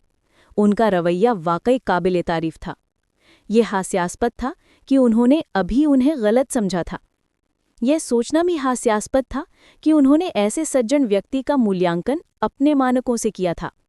जल्द ही लिंग त्यान्यू अपनी पत्नी को आंगन से बाहर ले आए, जिसके बाद मोहनदास ने तुरंत अपनी हथेलियों में सोने के नोट पेश किए। एक नज़र डालते ही रोहित सिंह मन ही मन आश्चर्यचकित हो गए। वहां 1-1 लाख के 10 नोट थे। कुल मिलाकर ये 10 लाख हुआ। यांग मो को इतना पैसा कमाने के लिए अनगिनत लोगों को ठगना पड़ा। पैसा, फिर भी एक कुशल शिक्षक को सिर्फ एक ही उपचार सत्र में इतना कुछ मिल गया, ये वाकई डरावना था। हालांकि शुरुआती आश्चर्य के बाद रोहित सिंह का सिर एक बार फिर दर्द करने लगा। 10 लाख एक बड़ी रकम लग सकती है, लेकिन उसकी मौजूदा हालत में ये अपर्याप्त और मामूली रकम थी। वो कुछ और पैसे कमाने के लिए इलाज को कुछ और दिन टालना चाहता था। फिर भी न सिर्फ दूसरी महिला को होश आ गया, बल्कि वो खुद ही उसकी हवेली से बाहर चली गई। ऐसी स्थिति में उसे इस मामले को लंबा खींचना समझदारी नहीं थी। भगवान लिंग की पत्नी की हालत ऐसी थी कि पूरा कल्की राजसी नगर स्तब्ध रह गया था। फिर भी एक पल के प्रयास से बूढ़े स्वामी उसे होश में लाने में कामयाब हो गए, यहाँ तक कि वो चलने लायक हो गई। अविश्वसनीय, मोहनदास ने उत्साह से धीरे से बुदबुदाया। बूढ़े स्वामी के प्रति उसकी प्रशंसा उसके भीतर से उमड़ पड़ी और उसके शब्दों और हावभाव में झलकने लगी। हालांकि ये शब्द सुनकर रोहित सिंह और भी उदास हो गया। उसके लिए करपपति को फंसाना आसान नहीं था, लेकिन इलाज की प्रभावशीलता के बारे में जानकारी न होने के कारण वो दूसरी महिला से बड़ी रकम नहीं हड़प सका। बस इस बात के ख्याल से ही उसके अंदर उदासी भर गई। छोड़ो भी, 10 लाख तो फिर भी पैसा ही है। क्योंकि वो इसे खींच नहीं सकता था, तो बेहतर होगा कि इसे जल्द से जल्द निपटा दिया जाए। रोहित सिंह ने मोहनदास को एक सोने का नोट दिया, एक सूची लिखी और उसे कुछ जड़ी बूटियां खरीदने के लिए बाहर भेज दिया। पिल डिबेट के जरिए औषधालय बनने वाले रोहित सिंह गोलियां जालसाजी नहीं कर सकते थे, लेकिन शरीर को पोषण देने के लिए कोई औषधीय चूर्ण लिखना उनके लिए एक आसान काम था। चलो इन औषधीय चूर्णों को महंगी कीमती औषधीय जड़ी बूटियां ही मान लेते हैं। वैसे भी दूसरा पक्ष उसके क्रोध के डर से इसकी जांच नहीं करेगा। मालिक, एक और चाय का पौतर। ड्यू युआन ने चाय की दुकान पर बैठने के लिए एक मेज ढूंढी और लापरवाही से एक सोने का सिक्का फेंक दिया। आ रहा हूं। मालिक लगभग 50 साल का बुजुर्ग था। वो एक बड़ी मुस्कान के साथ ड्यू युआन की मेज पर एक बर्तन ले आया। मालिक, मुझे आपसे कुछ पूछना है। ये देखकर कि चाय की दुकान हवेली के ठीक सामने थी, वो खुद को उससे पूछे बिना नहीं रह सका। ग्राहक, बेझिझक अपनी कोई भी शंका बताइए। ड्यू युआन के हाथ में सोने का सिक्का देखकर बॉस की आंखें चमक उठीं। मैं दूसरी हवेली के बारे में पूछना चाहता हूं। बोलते हुए ड्यू युआन ने सामने वाली हवेली की ओर इशारा किया, लेकिन हवेली के दरवाजे धीरे धीरे खुलते देखकर उसकी आवाज अचानक रुक गई। है? मोहनदास फिर से बाहर आ रही हैं? शुरू में उसे लगा कि मोहनदास ही कुछ मामला निपटाने आई हैं, लेकिन उसे जल्द ही पता लगा कि वो गलत है जब उसने लिंग त्यान्यू, जो अभी अभी अंदर आया था, किसी और को बाहर निकलने में मदद करते देखा। क्या ये लिंग त्यान्यू की पत्नी है? ड्यू युआन कांप उठा। आश्चर्य से उसका दिल लगभग रुक सा गया। वो लिंग त्यान्यू की पत्नी से 2 बार मिल चुका था, इसलिए वो उसे पहचान पाया।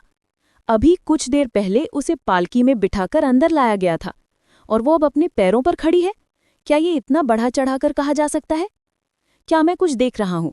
अगर उसे ये नहीं पता होता कि लिंग त्यान्यू की पत्नी सचमुच बीमार है, तो वो सोचता कि सामने वाला बस नाटक कर रहा है। अरे, ये ऐसी बीमारी थी जिसके बारे में मास्टर विश्वजीत भी लाचार थे। उसे लाए हुए 10 मिनट भी नहीं हुए थे और वो इधर उधर घूम रही थी। ड्यू युआन को समझ नहीं आ रहा था कि उसकी आंखों में कुछ गड़बड़ है या दुनिया में। कल्की राजसी नगर डूकुल निवास के आंतरिक भाग में एक अधेड़ उम्र का आदमी एक शांत तालाब के सामने वाले कमरे से ठंडी चाय का पौतर लेकर बाहर निकला। हर दिन दोपहर के बाद उसकी एक आदत थी जो वो करता था, और वो था ठंडी चाय पीना। यही वो समय था जब वो सबसे ज्यादा आराम महसूस करता था। उसने पहले ही आदेश दे दिया था कि कोई भी उसे बीच में न रोके, चाहे वो उसका अपना बेटा ही क्यों ना हो।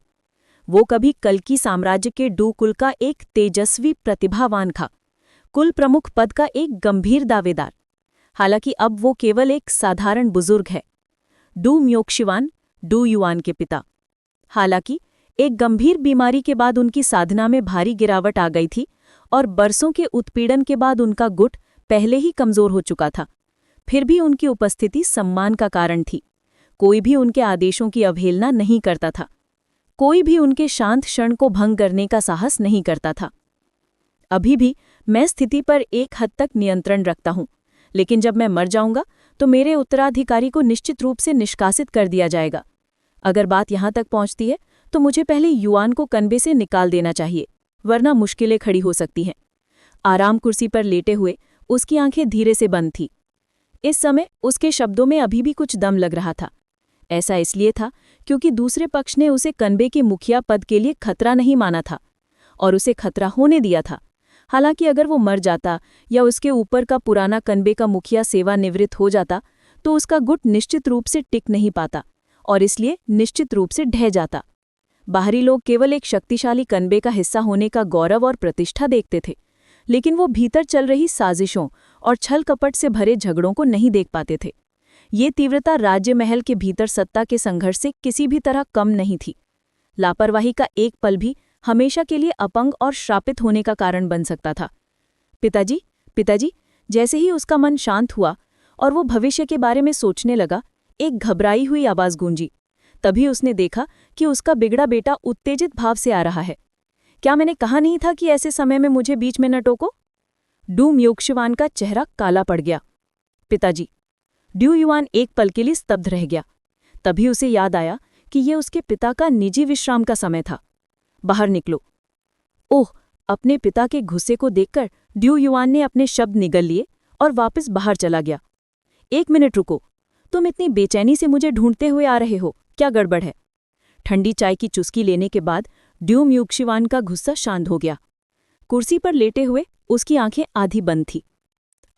शहर में एक मास्टर गुरु आए थे और उन्होंने लिंग त्यान्यू की पत्नी की बीमारी ठीक कर दी। मैं सोच रहा था कि क्या पिताजी भी घायल नहीं हैं? शायद हम उनसे मिलने जा सके ताकि वो देख सके। सिर झुकाए उसने वो खबर सुनाई जो उसे अभी अभी मिली थी। हालांकि अपनी बात पूरी करने से पहले ही उसे माहौल में कुछ अजीब सा एहसास हुआ। देखने के लिए सिर उठाकर वो लगभग जमीन पर गिर पड़ा। अनजाने में उसके पिता, जो कुछ देर पहले कुर्सी पर लेटे हुए थे, ठीक उसके सामने खड़े थे। उनकी आंखें घंटे की तरह गोल थीं और उनका शरीर बेकाबू होकर कांप रहा था। हालांकि उनके हाथ में पकड़ा ठंडी चाय का प्याला जमीन पर गिर गया था, लेकिन उन्हें इसकी बिल्कुल जानकारी नहीं थी। पिताजी। ड्यू युआन चौंकते हुए अपने पिता को देखने लगा। पिताजी, पिताजी, आपने जो अभी कहा था उसे दोहराएं। शहर में एक मास्टर गुरु आ गए हैं। अपने बेटे का कंधा अचानक पकड़ते ही डू म्योक्शिवान के वो मन की शांति गायब हो गई जो कुछ पल पहले दिखाई दे रही थी। ये प्रत्यक्ष देखा गया है तो ये निश्चित रूप से सच है। ड्यू युआन ने जल्दी से सब कुछ बता दिया जो उसने सीखा था। दरअसल वो अपने पिता की हालत के बारे में जानता था। उस गंभीर बीमारी के कारण उसकी नाड़ियां अवरुद्ध हो गई थी और हर दिन दोपहर होते ही उसकी ज़ेनकी अनियमित रूप से प्रवाहित होती और वो शर्मनाक व्यवहार करता। चूंकि उसे डर था कि दूसरों को पता चल जाएगा, इसलिए उसने ठंडी चाय पीने की आदत डाल ली थी। ये छिपाने का बहाना था। पिताजी, इस मास्टर के पास असाधारण क्षमताएं हैं, क्या हम उनसे मिलने जाएं? जो कुछ उसने देखा था वो बताने के बाद ड्यू युआन ने पूछा, लेकिन इससे पहले कि वो अपनी बात पूरी कर पाता, उसने देखा कि उसके पिता, जो आमतौर पर शांत स्वभाव के हैं, उससे 10 मीटर आगे खड़े होकर चिल्ला रहे हैं। तुम इतने स्तब्ध क्यों हो? जल्दी करो, चलो गुरुजी से मिलने चलते हैं। ड्यू युआन को होश में आने में काफी वक्त लग गया। पिताजी, आपके जूते? इससे पहले उसके पिता ने कुर्सी पर रखने के लिए अपने जूते उतार दिए थे। और ये कैसे संभव है? ये जरूर कोई झूठी अफवाह होगी। मास्टर विश्वजीत भी उसकी बीमारी के आगे लाचार थे। गुरु कितने भी अद्भुत क्यों न हो, उनकी चिकित्सा क्षमता किसी सच्चे चिकित्सक से बढ़कर नहीं हो सकती। मुझे भी लगता है कि ये अतिशयोक्ति हो सकती है। आखिरकार ऐसी बातें तो सिर्फ सपनों में ही होती हैं। मैंने सुना है कि उस व्यक्ति का नाम यांग शुआन है। कल्कि साम्राज्य के आसपास के 9 महान राज्यों में कुछ ही गुरु शिक्षक हैं और मैंने इस नाम के बारे में कभी नहीं सुना। हो सकता है कि वो कोई अविश्वसनीय चिकित्सक हो और अफवाहें बेकाबू हो गई हों। अगर वो एक सच्चे गुरु चिकित्सक होते तो सम्राट अशोक कपूर को इसके बारे में पता न होना कैसे संभव था? सम्राट अशोक कपूर हम सब से ज्यादा अपने साम्राज्य में एक गुरु के आगमन की प्रतीक्षा कर रहे थे। मैंने सुना है कि उन्होंने उन्हें विशेष रूप से कई निमंत्रण भेजे थे। अगर कोई राजधानी में आ भी गया तो उसे इसकी जानकारी कैसे नहीं हो सकती थी? सच्चाई चाहे जो भी हो, हमें बस कुछ लोगों को भेजकर सच्चाई जानने की कोशिश करनी होगी। अनेक महान कुलों और शक्तियों में यही स्थिति रही। लिंग तियान्यू को पूरे कल्कि साम्राज्य में सबसे प्रतिष्ठित व्यक्तियों में से एक माना जा सकता है। ये सुनकर कि उसने रात भर एक हवेली के बाहर डेरा डाला था, कोई कैसे संदेह न करे। जैसे ही उनकी जांच में पता चला कि एक गुरु शिक्षक इसमें शामिल था, खबर जंगल में आग की तरह फैलने लगी। फिर भी किसी ने भी अफवाहों पर यकीन नहीं किया। सबसे निचले स्तर के एक सितारे गुरु शिक्षक का भी राजकीय समारोह में स्वागत किया जाना था, तो कोई इतनी साधारण हवेली में बिना किसी खबर के अचानक कैसे प्रकट हो सकता है? हर जगह इस तरह की गर्मागर्म बहस छिड़ गई थी। लेकिन जिस व्यक्ति की बात हो रही थी, रोहित सिंह बेखबर था। इस समय वो गहरी भौहें चढ़ाए मोहनदास को देख रहा था। ये अजीब है, जब मैं उसे छूता हूं तो वो दिखाई क्यों नहीं देता? मोहनदास का मुंह भड़क उठा और वो रोने ही वाला था। तर्क के अनुसार बूढ़े गुरु उससे चाहे जो भी करवाएं, वो पूरी तरह से सहयोग करने को तैयार था। लेकिन उसके शरीर को अपनी मर्जी से छूते हुए उसे ऐसा लग रहा था जैसे वो पागल हो जाएगा। पहले जब उसने बूढ़े गुरु को ये कहते सुना कि वो लिंग तियान्यू की पत्नी को छूना चाहता है, तो वो घबरा गया था। उसने सोचा कि बूढ़े गुरु को ऐसी चीज़ों में एक अनोखी रुचि है। अंत में जब गलतफहमियां दूर हो गईं तो उसने गहरी सांस ली, राहत की सांस ली। आखिरकार ऐसा लगा जैसे उसकी दिलचस्पी औरतों में नहीं बल्कि मर्दों में थी। और भी ज्यादा, वो सिर्फ छूने से संतुष्ट नहीं था, वो चाहता था कि वो लेट जाए। मेरी मासूमियत, मेरी पवित्रता। बूढ़े मालिक, जल्दी करो। रोहित सिंह ने नाराजगी से भौहें चढ़ाईं। वो मोहनदास के विरोध से नाखुश था, खासकर जब वो बस यही चाहता था कि वो लेट जाए। हाँ, आंखों में आंसू भरकर मोहनदास लेट गया और बूढ़े मालिक के जानवरों जैसे हमले का इंतजार करने लगा। हालांकि बूढ़े मालिक ने बस उसकी कलाई और उसके शरीर के दूसरे हिस्सों को छुआ। हैरान स्वर में बूढ़े मालिक ने कहा, "ये अजीब है, कोई प्रतिक्रिया क्यों नहीं हो रही है?" प्रतिक्रिया? बूढ़े मालिक, आप कैसी प्रतिक्रिया चाहते हैं? मोहनदास कांप उठा। उसके शरीर को सहलाना, क्या ऐसा हो सकता है कि वो चाहता था कि वो पहले उत्तेजित हो? इतने लंबे समय के बाद पता चला कि वो एक बॉटम था। जब ये विचार उसके दिमाग में आया तो मोहनदास घृणा से कांप उठा। बिल्कुल भी प्रतिक्रिया नहीं। आहा, सही। जैसे ही उसका दिमाग बेकाबू होने लगा, बूढ़े मालिक ने अपने माथे पर थपथपाई, मानो कुछ सोच रहे हों। बूढ़े मालिक ने उसे देखने के लिए अपना सिर नीचे किया। मोहनदास, हिलना मत, मैं तुम्हें बेहोश करने की कोशिश करूंगा। मोहनदास का सिर घूम गया। क्या हो रहा है? बूढ़े मालिक, आप क्या करना चाहते हैं? क्या ऐसा हो सकता है कि आपको शर्मिंदगी महसूस हो रही है क्योंकि मैं होश में हूं? आखिरकार मोहनदास के संघर्ष के प्रयासों पर काबू पाकर रोहित सिंह उसे बेहोश करने में कामयाब रहे। बेहोश मोहनदास के संपर्क में आते ही रोहित सिंह के दिमाग में तुरंत एक किताब उभरी। तभी रोहित सिंह को समझ में आया कि ये कैसे काम करती है। जो लोग होश में थे, उनके लिए कोई भी हरकत करना, भले ही वह कोई युद्ध तकनीक न हो, उन पर एक किताब लिख देता था। जैसे जैसे समय बीतता गया, उसमें लिखी बातें भी अपने आप बदलती जाती थीं। आखिरकार मनुष्य सीखने की क्षमता वाले प्राणी हैं, इसलिए उनकी कमियां लगातार बदलती रहती हैं। दूसरी ओर जो अचेतन है, उनके साथ वस्तुओं जैसा व्यवहार किया जाता है। उनके संपर्क में आते ही एक किताब संकलित हो जाती है। दोनों परिस्थितियों में कोई विरोधाभास नहीं है और अंतर स्पष्ट और सरल था। बात ये थी कि संबंधित व्यक्ति सचेत था या नहीं। ये जानकर कि पुस्तकालय में ऐसी क्षमता है, रोहित सिंह ने राहत की सांस ली। अगर उसे लिंग तियान्यू की पत्नी जैसा कोई और मामला मिलता तो बस उसे छूना होता। इस चक्कर में वो घबराता नहीं। बूढ़े गुरु, दू कुल के एक बुजुर्ग दू मियाओक स्वान आपसे मिलने का अनुरोध करते हैं। जागने के बाद मोहनदास ने अपने शरीर की जांच की और ये पुष्टि करने के बाद कि उस पर हमला नहीं हुआ था, राहत की सांस ली। वो जल्दी से वहां से चला गया, लेकिन एक क्षण बाद रिपोर्ट करने के लिए वापस आया। दू कुल के एक बुजुर्ग, उसे अंदर बुलाओ। रोहित सिंह ने हाथ हिलाया और अपनी सीट पर लौट आया। लगता है लिंग तियान्यू के बारे में खबर बहुत तेजी से फैल गई है। कोई यहाँ पहले से मिलने आया हुआ है। तुम कहते हो कि तुमने ये सब खुद देखा है? मोहनदास ने खुद ये दावा किया था कि यहाँ एक गुरु रहते हैं। बाहर दू म्याओक स्वान ने अपने बेटे की ओर संदेह से देखा। अपनी बीमारी के कारण उसकी साधना में भारी गिरावट आ गई थी, इसलिए जब उसने सुना कि एक गुरु मिलने आए हैं तो वो तुरंत अपनी मर्यादा खो बैठा। लेकिन यहाँ आते आते वो धीरे धीरे शांत हुआ और कुछ संदिग्ध बातें देखीं। एक गुरु बिना किसी खबर के अचानक यहाँ कैसे आ गए, और वो इतनी छोटी हवेली में कैसे रह सकते हैं? और एक सच्चे गुरु के अनगिनत शिष्य और अनुयायी होते हैं। एक गुरु को किसी रियल एस्टेट स्टोर के मालिक को अपना बटलर रखने की कोई जरूरत नहीं थी। कहानी में बहुत से अतार्किक हिस्से थे। मोहनदास ने खुद कहा था, और मैंने लिंग तियान्यू की पत्नी के साथ हुई घटनाओं को खुद देखा था। हाँ, दू म्याओक स्वान ने सिर हिलाया। चाहे दूसरा पक्ष सच्चा गुरु हो या नहीं, ये एक मौका था। अगर वो धोखेबाज निकला तो वो किसी भी समय वहां से निकल सकता था। जी हाँ, अहाते के दरवाजे खुले और मोहनदास बाहर आया। बूढ़े गुरु अभी मुक्त हैं, कृपया अंदर आएं। हवेली में प्रवेश करने से पहले दू म्याओक स्वान और दू युवान ने एक दूसरे की ओर देखा। हवेली को एक साधारण व्यापारी की तरह सजाया गया था और उसे इसमें कुछ भी अनोखा नहीं लगा।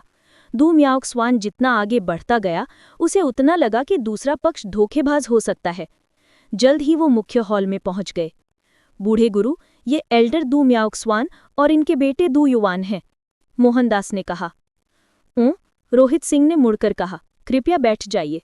हाँ, दू म्याओक स्वान और उसका बेटा मेहमानों की सीटों पर बैठ गए। साथ ही उन्होंने चुपके से अपने सामने बैठे मास्टर टीचर का जायजा लिया। वो 40 साल का लग रहा था, लेकिन उसकी त्वचा चिकनी थी, इसलिए लग रहा था कि वो दिखने में जितना युवा लग रहा था, उससे कम उम्र का था। गदंग, दू म्याओक स्वान का दिल धड़क उठा। उस आदमी ने अपना रूप छुपा रखा था। वो जब युवा था तो एक बार सांसारिक अनुभव प्राप्त करने के लिए बाहर गया था, और उसने कई तरह की चीज़ों के लिए अपनी आंखें खोली थीं। उसने एक बार चेहरा बदलने की ऐसी ही एक तकनीक देखी थी। अगर वो सचमुच एक मास्टर टीचर होता तो वो अपना रूप क्यों बदलता? जाहिर है वो नकली था। शायद वो लिंग तियान्यू के साथ काम कर रहा होगा और उसके इस न समझ बेटे ने इसे सच मान लिया। इस तरह उसका दिल बैठ गया और उसका चेहरा काला पड़ गया। उसके हावभाव देखकर रोहित सिंह थोड़ा उदास हो गया। क्या ये सुनकर नहीं आया था कि उसने लिंग तियान्यू की कैसे मदद की थी? एक मास्टर टीचर के प्रति ऐसा रवैया क्यों दिखा रहा था? वो चुप रहा और दू म्याओक स्वान भी चुप नहीं बोला। इस तरह मुख्य हॉल में सन्नाटा छा गया और माहौल अजीब हो गया। ऐसा है, मेरे पिता एक बार बहुत बीमार पड़ गए थे और इससे उनकी साधना में भारी गिरावट आ गई थी। यांगशी के यहाँ होने की बात सुनकर हम इस उम्मीद में यहाँ आए थे कि यांगशी देख सकें कि उनकी समस्या का कोई हल हो सकता है या नहीं। क्या मैं कोई चिकित्सक हूँ? रोहित सिंह ने नाराजगी से अपनी भौहें उठा लीं। चूंकि वो एक मास्टर टीचर होने का ढोंग कर रहा था, तो उसे मास्टर की प्रतिष्ठा निभानी ही थी। चूंकि दूसरा पक्ष उसकी पहचान पर साफ तौर पर शक कर रहा था, तो अगर वो बेचैनी में सीधे दूसरे पक्ष के साथ व्यवहार करने लगे तो क्या ये उसके दर्जे के अनुरूप नहीं होता? नहीं, ऐसी बात नहीं है। दू युआन अचंभित रह गया। उसने तुरंत अपने पिता की आस्तीन खींची। पिताजी, ओह, मेरे बेटे ने अपनी बात ठीक से नहीं कही, कृपया उसे माफ कर दें। ये पुष्टि करने के बाद कि उसके सामने वाला व्यक्ति धोखेबाज है, दू म्याओक स्वान ने पहले जैसा सम्मानजनक रवैया नहीं रखा। फिर भी उसने बुनियादी शिष्टाचार बनाए रखा। मुझे अपनी साधना में कुछ समस्याएं आईं और यांगशी के आगमन के बारे में सुनकर मैं उनसे मिलने आया। उम्मीद करता हूं कि यांगशी इतनी उदारता से मेरा मार्गदर्शन करेंगे। क्या तुम्हारी साधना में समस्याएं हैं? दूसरे पक्ष की बातों को ध्यान में रखते हुए रोहित सिंह ने पुष्टि की कि दूसरे पक्ष को उसकी पहचान पर शक था। वो हैरानी से भौएं चढ़ा रहा था। उसके स्वभाव और पृष्ठभूमि को देखते हुए कोई समस्या होनी ही नहीं चाहिए थी। दूसरे पक्ष को उस पर शक क्यों होगा? इसमें कोई आश्चर्य की बात नहीं थी कि उसे अपनी गलतियों का एहसास नहीं हो पा रहा था। वो अपने पिछले जन्म में एक साधारण पुस्तकालय अध्यक्ष और एक बंद सा व्यक्ति था। वो लिंग तियान्यू को इसलिए मना पाया क्योंकि उस व्यक्ति को मुक्केबाजी की दुनिया का ज़्यादा अनुभव नहीं था और इसीलिए वो अपने भेष में मौजूद खामियों को नहीं पहचान पाया था। हालांकि उसका भेष दू म्याओक स्वान जैसे अनुभवी और चतुर दिग्गजों को बेवकूफ़ बनाने के लिए वास्तव में अपर्याप्त था। पिताजी, अपने पिता की आवाज़ में सम्मान की कमी देखकर दू युआन घबरा गया। पिताजी हमेशा से एक शांत और विवेकशील व्यक्ति रहे हैं, आज भी इतनी लापरवाही क्यों बरत रहे हैं? दूसरा पक्ष एक कुशल शिक्षक था। लिंग तियान्यू को भी उससे मिलने के लिए पूरी रात बाहर घुटनों के बल बैठना पड़ा था। ये तो सौभाग्य की बात थी कि हमें तुरंत अंदर जाने की अनुमति मिल गई, इसलिए हमें इस अवसर का पूरा लाभ उठाना चाहिए। लेकिन क्यों? ओह, तुम क्या सीखना चाहते हो? हालांकि वह उत्सुक था कि दूसरे पक्ष को उसकी पहचान पर शक क्यों है, रोहित सिंह जरा भी चिंतित नहीं था, बल्कि उसने उसे दिलचस्पी से देखा। हालांकि वो एक कुशल शिक्षक होने का दिखावा कर रहा था, लेकिन वो वास्तव में अपने ग्राहकों को धोखा नहीं दे रहा था। स्वर्ग के मार्ग के पुस्तकालय के साथ एक सच्चा कुशल शिक्षक भी किसी की समस्याओं को पहचानने की उसकी क्षमता की बराबरी नहीं कर सकता। तो तुम्हें मुझ पर शक है? मैं तुम्हें मुझ पर शक करने की हिम्मत नहीं करने दूंगा। मैंने अभी अभी एक नई युद्ध तकनीक सीखी है और उसे समझना मुश्किल हो रहा है। मुझे उम्मीद है कि यांगशी मुझे सही कर देगा। अपनी बात पूरी करते ही डू म्योक्शुआन खड़ा हो गया। उसने जो देखा उससे उसके सामने वाला व्यक्ति निश्चित रूप से एक धोखेबाज है। चूंकि तुम एक कुशल शिक्षक की भूमिका निभाना चाहते हो, इसलिए मैं तुम्हारे सामने मुक्केबाजी का अभ्यास करूंगा। जब तुम खुद को ठगा हुआ पाओगे तो मैं तुम्हारा भेष उतार दूंगा। वो रोहित सिंह के जवाब देने से पहले ही डू म्योक्शुआन में अपनी मुट्ठियां भींच ली और कमरे में इधर उधर घूमने लगा। एक पूर्व प्रतिभा वाले व्यक्ति से जैसी उम्मीद की जाती है, उसकी मुट्ठियां जोरदार थीं और दर्शकों पर गहरा दबाव डाल रही थी। उसकी तकनीकें और चालें भी गहरी थी। डू म्योक्शुआन पिक्शुए क्षेत्र का विशेषज्ञ था। गंभीर बीमारी के कारण वो डिंगली क्षेत्र में चला गया, फिर भी उसकी ताकत में उसकी तुलना में ज्यादा कमी नहीं आई। अपनी वर्तमान ताकत के साथ वो पिक्शुए क्षेत्र के मध्यम स्तर के विशेषज्ञों से भी मुकाबला कर सकता था। ये कोई आश्चर्य की बात नहीं थी कि वो सिर्फ डिंगली क्षेत्र में रहते हुए भी डू कबीले में एक बुजुर्ग के रूप में बना रहा। उसमें सचमुच असली ताकत थी। वो अपना मुक्केबाजी का अभ्यास पूरा करने के बाद उसने अपनी मुट्ठियां वापस खींच लीं। कृपया मुझे अपना मार्गदर्शन दे। डू म्योक्शुआन ने अपनी मुट्ठियां भींच लीं और रोहित सिंह को तीखी नजरों से घूरने लगा। वो सुनना चाहता था कि वो धोखेबाज क्या कहेगा। क्या तुम चाहते हो कि मैं तुम्हें अपना मार्गदर्शन दूं? उसके विचारों को समझते हुए रोहित सिंह ने भावशून्य भाव से उसकी ओर देखा। हाँ, डू म्योक्शुआन ने शांति से उत्तर दिया। तुम्हारी क्षणिक मुट्ठी वाकई लाजवाब है। तुम्हें इसके लिए पहले ही 3 दान तक पहुंच जाना चाहिए था, लेकिन लगता है तुम अपनी ताकत पर प्रभावी नियंत्रण नहीं कर पा रहे हो। अगर मैं गलत नहीं हूं तो इस पर रोहित सिंह ने अपनी आंखें खोली और उसके होंठों पर एक चंचल मुस्कान आ गई। तुम एक जानवर हो क्या? ये शब्द सुनकर मोहनदास और कमरे में मौजूद बाकी लोग स्तब्ध रह गए, खासकर डू युआन। उसका चेहरा तुरंत ही खराब हो गया। भले ही उसके पिता के मुक्के मारने के तरीके में कुछ समस्याएं थीं, लेकिन एक ईमानदार गुरु किसी को इतनी आसानी से अपमानित करके उसे जानवर कैसे कह सकता है? ये एक निजी आक्रमण था। यांगशी, अगर मेरे पिता ने तुम्हें नाराज भी कर दिया है तो तुम्हें उनका इस तरह अपमान करने की जरूरत नहीं होनी चाहिए। अपमान? रोहित सिंह ने सिर हिला दिया। अपने पिता से पूछो कि मैं उनका अपमान कर रहा हूं या नहीं। पिताजी? डू युआन ने पलटकर डू म्योक्शुआन की ओर देखा। एक ही नज़र में वो चकित रह गया। उसके पिता का शरीर बेकाबू होकर कांप रहा था और जो शांति एक पल पहले उनके पास थी वो बिना किसी निशान के गायब हो गई थी। मैं यांगशी से विनती करता हूं कि मुझे बचा ले। पुटुंग। जैसे ही उसके मन में संदेह उमड़ने लगे, उसने अपने पिता को चिल्लाते और जमीन पर घुटनों के बल बैठते देखा। डू युआन अचंभित रह गया। मोहनदास के चेहरे पर भी एक उलझन भरी अभिव्यक्ति दिखाई दी। क्या डू म्योक्शुआन मानसिक रूप से विकृत है या वो एक आत्मपीड़ितवादी है? अभी कुछ देर पहले तक तो उसकी आवाज़ बहुत जोरदार थी, लेकिन जब वो एक विशेषज्ञ की तरह प्रदर्शन करने में नाकाम रहा, यहाँ तक कि बूढ़े मालिक से अपमानित भी हुआ, तो वो तुरंत घुटनों के बल बैठ गया। अखंड बाचा तोगाहारा के पास से होने वाली चीज़ें, जिनमें युद्ध और खाने को लेकर कही गई बातें होती हैं, उनमें सबसे रोकथामदाली कुछ चीज़ों में शामिल हो सकती हैं। अंदर गए मोहनदास से तीखी नजर डालकर जाशियों ने कहा, श्यानिंग क्यांग को हमारे मेहमानों को विदा करने का निर्देश दे दिया था। तुम मुझे क्या समझते हो? तुमने मेरी पहचान पर शक किया और मुझे परीक्षा लेने की भी कोशिश की, और अब तुम मुझसे उम्मीद कर रहे हो कि मैं तुम्हें बचाऊं? हाँ। मोहनदास पास आया। कृपया चले जाएं। मोहनदास के मुंह से ये शब्द निकलने पर एक वृद्ध महिला ने बाहर स्वर बता हुआ कहा, औरतें अपनी टांगे क्यों क्रॉस करती हैं? ये वैसा नहीं है जैसा तुम सोच रहे हो। कृपया मुझे अंधा होने के लिए माफ़ कर दें। मैं आपसे विनती करता हूं कि मुझे दूसरा मौका दें। रोहित सिंह के द्वारा उन्हें निष्कासित कर दिए जाने की बात सुनकर डू म्योक्शुआन डर गया। उसने तुरंत अपने किए पर गहरा पछतावा करते हुए प्रणाम किया। काश उसने अपने बेटे की बात मान ली होती तो ऐसी स्थिति न आती। एक गुरु की पहचान पर शक करना उसके अधिकार और प्रतिष्ठा को चुनौती देने के बराबर था, इसलिए इसमें कोई आश्चर्य की बात नहीं थी कि वो नाराज था। डूबंज के एक प्रभावशाली बुजुर्ग को बार बार झुकते देखकर मोहनदास असमंजस में पड़ गया। उसने जल्दी से बूढ़े मालिक की ओर देखा। क्या मेरी बातों का कोई महत्व नहीं रहा? रोहित सिंह ने भौहें चढ़ा ली। हालांकि उसकी आवाज़ में कोई गुस्सा नहीं था, फिर भी उसकी आवाज़ अधिकारपूर्ण थी। हाँ। मोहनदास कांप उठा और उसने दूसरे पहरेदारों को जल्दी से अंदर आने का इशारा किया। भाई, बड़े डू को बाहर भेजो।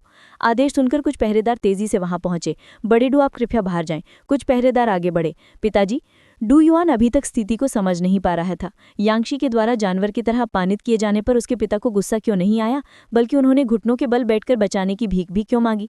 वो बहुत जल्दबाजी में था और अपनी गलती मानता है। मैं यांगशी से माफी मांगने के लिए दरवाजे पर इंतजार करूंगा। डू म्याक्सुआन ने एक बार फिर झुककर प्रणाम किया और अपनी मर्जी से बाहर चला गया। डू युआन जल्दी से उसके पीछे पीछे चला गया।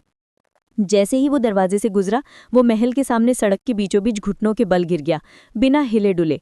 पिताजी, डू युआन पागल होने ही वाला था। भले ही वो कभी कबीले के मुखिया के पद के प्रबल दावेदार थे, फिर भी उनका स्थान दूसरे मुखियाओं की तुलना में विशिष्ट है। उनका सड़क के बीचों बीच घुटनों के बल टेकना क्या है ये?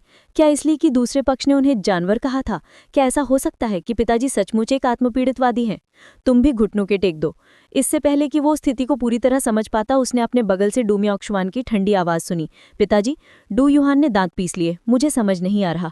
यांगशी एक सच्चे मस्तक हैं। मैंने पहले कुछ अनुचित बातें कही थी और उन्हें नाराज कर दिया था, इसलिए मुझे उनसे माफी मांगनी होगी। एक गुरु शिक्षक वो है जिसका जरा भी अपमान नहीं किया जा सकता। घुटने टेको। हम बस यही उम्मीद कर सकते हैं कि वो हमें माफ कर दें, क्योंकि वो एक सच्चे गुरु हैं। सिर्फ वही मेरी बीमारी ठीक कर सकते हैं। वो तुम्हें ठीक कर सकते हैं? डू युआन उलझन में था। उसे याद नहीं आया कि यांगशी ने पहले कभी इस बारे में कुछ कहा था। उन्होंने बस उन्हें तुम एक जानवर हो कहकर अपमानित किया था। क्या इसीलिए पिताजी इतने निश्चिंत हो गए थे? जितना वो सोचता उतना ही वो उलझन में पड़ता गया। बूढ़े मालिक, एल्डर डू और उनका बेटा दरवाजे के सामने घुटनों पर बैठे हैं। अधीनस्थ की बात सुनकर मोहनदास ने अजीब भाव से बूढ़े मालिक की ओर देखा। क्या बूढ़े मालिक जादू कर सकते हैं? द्वार पर उसने घुटनों के बल बैठे हुए डू म्याक्सुआन पर एक भी नजर नहीं डाली और फिर वहां से चला गया। पिताजी, ये देखकर कि यांगशी उन्हें परेशान करने का कोई इरादा नहीं था, डू युआन घबरा गया और उसने अपने पिता को पुकारा। चूंकि दूसरा पक्ष पहले ही जा चुका था, तो उसके यहाँ घुटने टेकने का क्या फायदा? मैं ये सिर्फ यांगशी को दिखाने के लिए नहीं कर रहा हूँ। ये इस मामले में अपने दृढ़ संकल्प और अपनी गलतियों पर अपने विचार को दर्शाता है। अगर मैं अभी चला गया तो शायद मैं जिंदगी भर अपनी समस्या में फंसा रहूंगा। अपने बेटे के मन की बात जानते हुए डू म्याक्सुआन ने समझाया। मैं समझ गया। डू युआन ने उदासी से सिर निचुका लिया। डू कबीले के एक प्रभावशाली बुजुर्ग, जो कबीले के मुखिया के पद के प्रबल दावेदार थे, का सड़क के बीचों बीच घुटनों के बल टेकना ये क्या है? सुना, जब लॉर्ड लिंग अपनी पत्नी के इलाज के लिए बूढ़े मालिक से मिले तो उन्होंने एक ही बार में 10 लाख सोने के सिक्के निकाल दिए। वो वाकई बहुत उदार हैं। लग रहा था कि ये हवेली के पहरेदार थे। बूढ़े मालिक को हवेली से जाते देख वे आपस में गपशप करने लगे। 10 लाख? क्या ये सच है? दूसरे पहरेदार को साफ तौर पर शक हो रहा था। जाहिर है ये सच है। मैंने खुद देखा है। ये बिल्कुल सच है। हमारे लिए 10 लाख सोने के सिक्के एक बड़ी रकम हो सकती है, लेकिन बूढ़े मालिक जैसे गुरु के लिए इसका कोई मतलब नहीं है। मैंने भाई सुन को कहते सुना कि बूढ़े मालिक ने सिर्फ दूसरे पक्ष का मन हल्का करने के लिए इसे स्वीकार किया था। वो नहीं चाहते थे कि उसे ऐसा लगे कि वो उनका एहसानमंद है। पहले पहरेदार ने कहा। अब जब तुमने जिक्र किया है तो मुझे याद आया कि लॉर्ड लिंग ने भी एक रात यहीं घुटने गेके थे। शुरू में बूढ़े गुरु उनसे उलझने को तैयार नहीं थे, लेकिन जब उन्होंने भाई सुन को कुछ पैसे दिए तो भाई सुन ने उदारता दिखाते हुए उनकी तरफ से बोलने में मदद की और तभी वे अंदर जा पाए। दूसरे पहरेदार ने जवाब दिया। दोनों की बातें धीमी थीं, लेकिन सड़क से उनका एक छोटा सा दरवाज़ा अलग था। डू युआन का साधना क्षेत्र नीचे था, इसलिए वो उनकी बातचीत साफ नहीं सुन पा रहा था, लेकिन ये शब्द डू म्याक्सुआन के कानों में साफ गूंजे। युआनेर, उठो, अभी कबीले में लौट जाओ और मेरी सारी बचत यहाँ ले आओ। डू म्याक्सुआन की आंखें चमक उठीं। वो सड़क का जानकार और अनुभव से भरपूर था, लेकिन वो सिर्फ लड़ाई झगड़ों और तार्किक बहसों तक ही सीमित था। रिश्वत और दान दक्षिणा के मामले में उसकी तुलना किसी व्यापारी से नहीं की जा सकती थी। पहले तो उसने दूसरे पक्ष को पैसे देने के बारे में सोचा भी नहीं था, लेकिन ये शब्द सुनकर उसे तुरंत ज्ञान हो गया। बिल्कुल सही। भले ही गुरु अपनी पहचान के कारण पैसे स्वीकार नहीं करते, लेकिन बटलर तो स्वीकार करने को तैयार हैं। नौकर, खाना पीना, इनमें से किसके लिए पैसे की जरूरत नहीं होती? यहाँ तक कि एक चिकित्सक को भी परामर्श के बाद भुगतान करना पड़ता है। अगर दूसरा पक्ष स्वागत कर रहा होता क्योंकि वो खाली हाथ आया था तो ये अजीब होता। ठीक है। डू युआन को समझ नहीं आया कि क्या हो रहा है, लेकिन पिता की बातें सुनकर वो तुरंत खड़ा हो गया। मैंने सुना है कि भाई सुन को इस मामले के लिए बूढ़े गुरु ने फटकार लगाई थी। ऐसा लगता है कि लॉर्ड लिंग ने पहले उनकी पहचान पर शक करके बूढ़े गुरु को नाराज कर दिया था। एक कुशल शिक्षक की प्रतिष्ठा को कलंकित नहीं किया जाना चाहिए। सिर्फ 10 लाख स्वर्ण मुद्राओं का इस्तेमाल करके उनसे विनती करने से भविष्य में उनकी प्रतिष्ठा कैसे बनी रहेगी? बूढ़े गुरु ने कहा कि ये एक बार की बात है और ऐसा दोबारा नहीं होना चाहिए। सच कहूं तो 10 लाख स्वर्ण मुद्राएं हमारे लिए सचमुच स्वर्ग के समान हैं।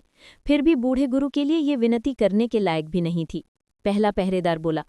सचमुच, जब मैं सामने वाले आंगन से गुजरा तो मैंने कुछ लोगों को इसके बारे में बात करते सुना। मुझे लगा कि वे झूठ बोल रहे हैं। बाहर, जरा रुको। डू युआन के जाने से पहले उसके पिता की आवाज़ एक बार फिर उसके कानों में गूंजी। वो कीमती गोलियां जो मैंने हाल ही में खरीदी हैं उन्हें खोदकर बेच दो, और उन जंगली जानवरों की खालों को भी ले आओ जो मैंने सालों से जमा की थीं, और साथ ही उन पैसों को भी। पिताजी? डू युआन अचंभित रह गया। पिताजी के साथ क्या हो रहा है? पैसे लाते हुए, अपनी संपत्ति बेचते हुए? बिल्कुल सही, मैंने भाई सुन से इस मामले में व्यक्तिगत रूप से पूछा है। उन्होंने बताया कि जब लॉर्ड लिंग ने 10 लाख सोने के सिक्के दिए तो बूढ़े मालिक ने उन पर एक नज़र भी नहीं डाली। उन्होंने उसका इलाज इसलिए किया क्योंकि लॉर्ड लिंग की पत्नी मरने वाली थी और किसी को बचाने से एक अच्छा कर्म मिलता है। अगर उनसे विनती करने आया व्यक्ति स्वस्थ, जीवंत और युद्ध के गुर सीखने में सक्षम होता तो वे उसे नज़रअंदाज कर देते, पहले पहरेदार ने कहा। आह! डू म्याओक सुहाग कांपने लगा। अपने जबड़े भींचते हुए वो डू युआन को आदेश देता रहा, मेरी वो तलवार भी बेच दो। और क्या तीसरे बड़े को मेरे व्यवसाय संभालने में कोई दिलचस्पी नहीं थी? उससे बात करो। जब तक वो पैसे देने को तैयार है, ये सारे व्यवसाय उसके होंगे। पिताजी? डू युआन कुल में ये पहले से ही पिताजी की सबसे बड़ी तरकीबें थी। अगर वो ये सब बेच देते तो भविष्य में क्या होता? डू युआन स्तब्ध रह गया। जल्दी करो, डू म्याओक सुआन ने उसे आग्रह किया। अपने पिता के चेहरे पर कठोर भाव देखकर डू युआन ने पलटकर जवाब देने की हिम्मत नहीं की। वो तुरंत वहां से जाने के लिए मुड़ गया। इस तथ्य का प्रमाण है कि वो एक युद्ध का तकनीक का प्रदर्शन करने में सक्षम था, इसलिए उसका शरीर ठीक है। एक कुशल शिक्षक पर संदेह करने के लिए उसमें निश्चित ही एक पागल मान है। दूसरे पहरेदार ने डांटा। भले ही बूढ़े मालिक को धन की परवाह नहीं थी, वो व्यक्ति अपने साथ एक सोने का सिक्का भी नहीं लाया। बिना कुछ दिए वो चाहता था कि बूढ़े मालिक उसे संकेत देने के लिए प्रयास करे। क्या वो दिवास्वप्न नहीं देख रहा था? डू म्याओक सुआन ने जांत भींचे। और अपनी माँ की बचत भी ले आओ। डू युआन उसके कदमों में लड़खड़ा गया, लगभग फूट-फूट कर रोने लगा। देखने से लग रहा था कि उसके पिता पहले से ही पूरी तरह से विक्षिप्त हैं। दोनों पहरेदारों के बीच की बातचीत बिल्कुल वैसी ही थी जैसी रोहित सिंह ने मोहनदास को सौंपी थी। दूसरे पक्ष को याद दिलाए बिना उन्हें पैसे भेजने में कितना समय लगेगा? खैर, ये पहरेदारों के शब्द थे और उनका उससे कोई लेना देना नहीं था। वे महान शिक्षक पर पैसे का लालची होने का आरोप भी नहीं लगा सकते थे। जैसा कि महान शिक्षक से उम्मीद की जाती है, किसी को धोखा देने के बाद भी वो उससे पैसे वसूलना चाहता है। जब मोहनदास को महान शिक्षक से ये काम मिला तो वो भी अवाक रह गया। शुरू से ही दूसरा पक्ष महान शिक्षक को मार्गदर्शन देने के लिए उन्हें भारी इनाम देता, लेकिन यह अनिश्चित था कि ये राशि कितनी होगी। दोनों पहरेदारों के बीच की बातचीत सुनने के बाद कौन कंजूस होने की हिम्मत करेगा? अपनी प्रतिष्ठा को धूमिल किए बिना और अधिक पैसे कमाने का तरीका सोचने में सक्षम होना, अपने हाथ गंदे किए बिना दूसरों को ठगना, बहुत ही षड्यंत्रकारी। शुरू में अन्य लोगों की तरह उसने सोचा कि महान शिक्षक को पैसे की परवाह नहीं है। ऐसा लगता है कि एक महान शिक्षक भी इंसान ही है और उसके भरण पोषण के लिए स्वयं उसके अपने खर्चे होते हैं।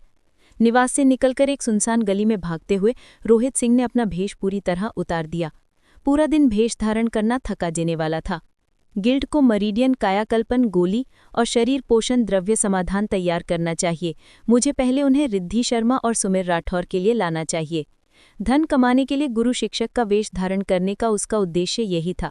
फिलहाल वो अनरावल यीन गोली और विशाल गेंडा का रक्त प्राप्त नहीं कर पा रहा है, लेकिन ये दोनों वस्तुएं आसानी से प्राप्त हो सकती हैं।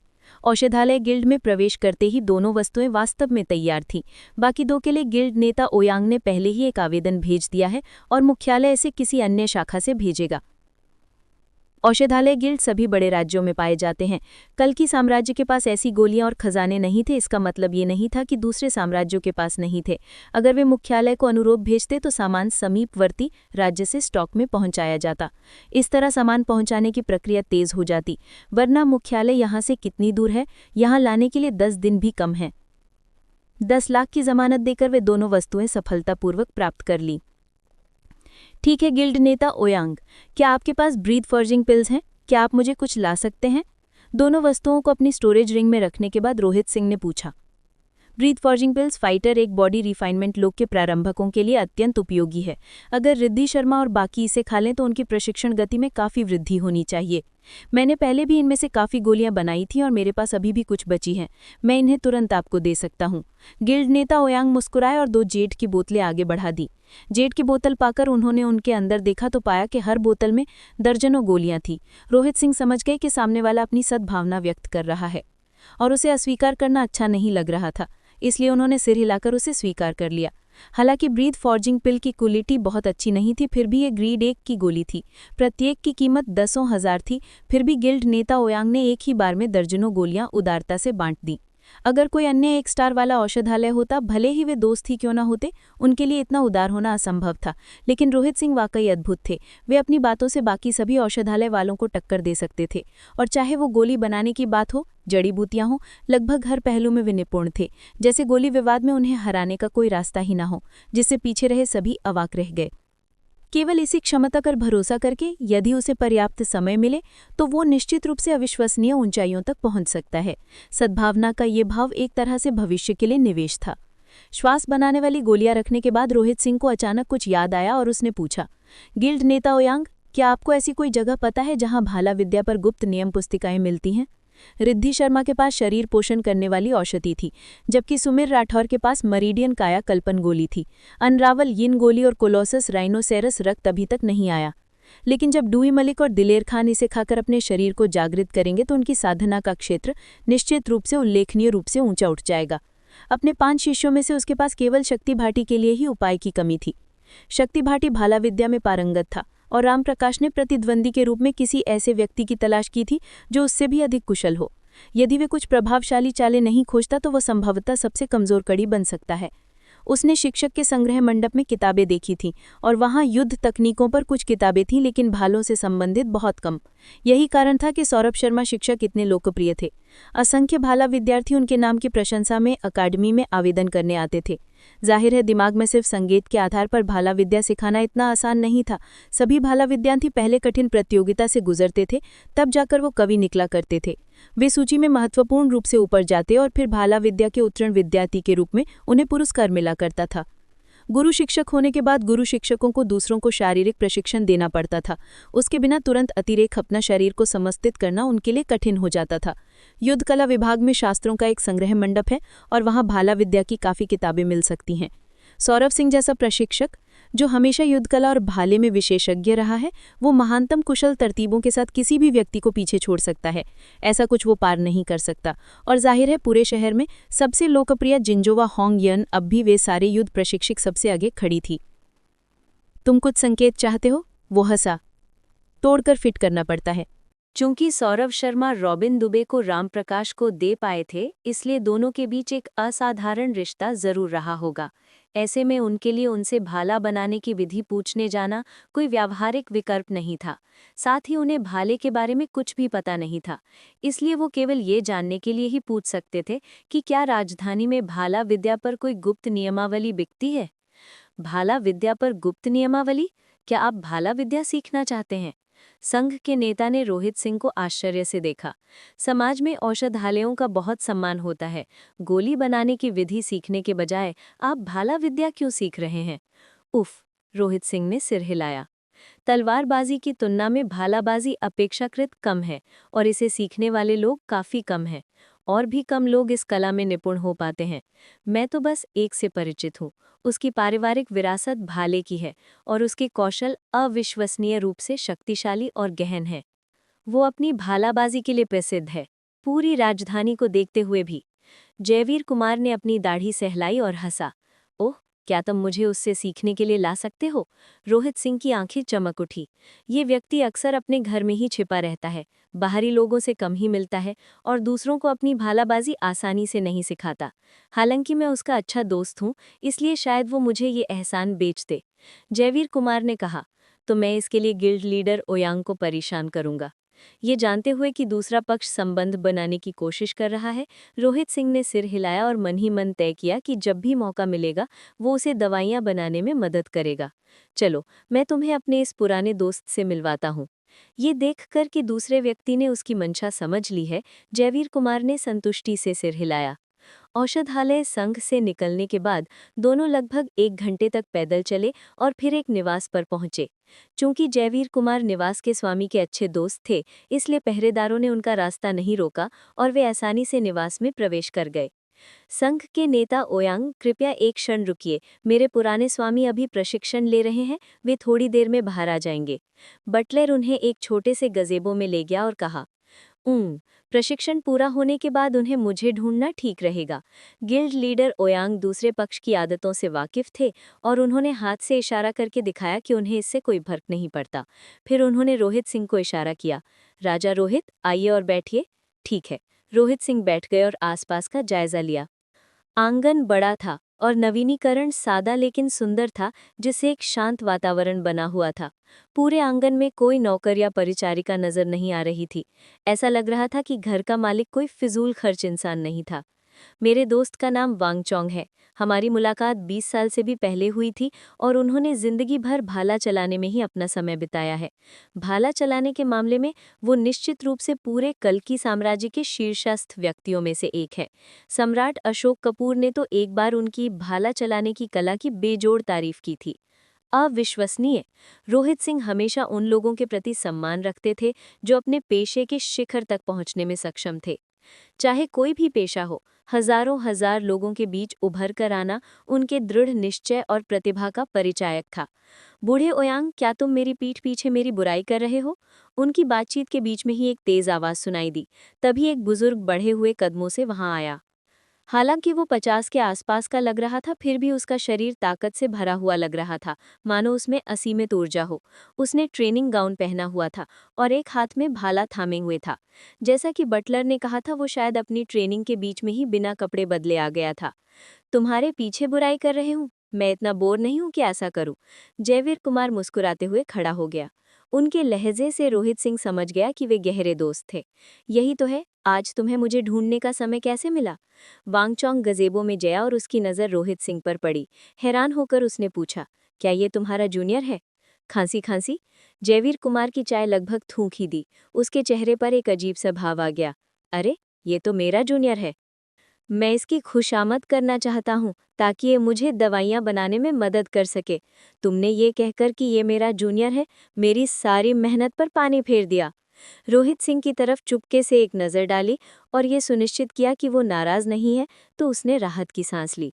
इस डर से कि उसका पुराना दोस्त कुछ और बुरा कह देगा, उसने जल्दी से परिचय कराया। चलो मैं तुम्हें इससे मिलवाता हूँ। यह हमारे गिल्ड का सबसे नया 1 स्टार औषधालय है, रोहित जुआन। 1 स्टार औषधालय? वांगचोंग एक पल के लिए हैरान हुआ, फिर चौंक गया।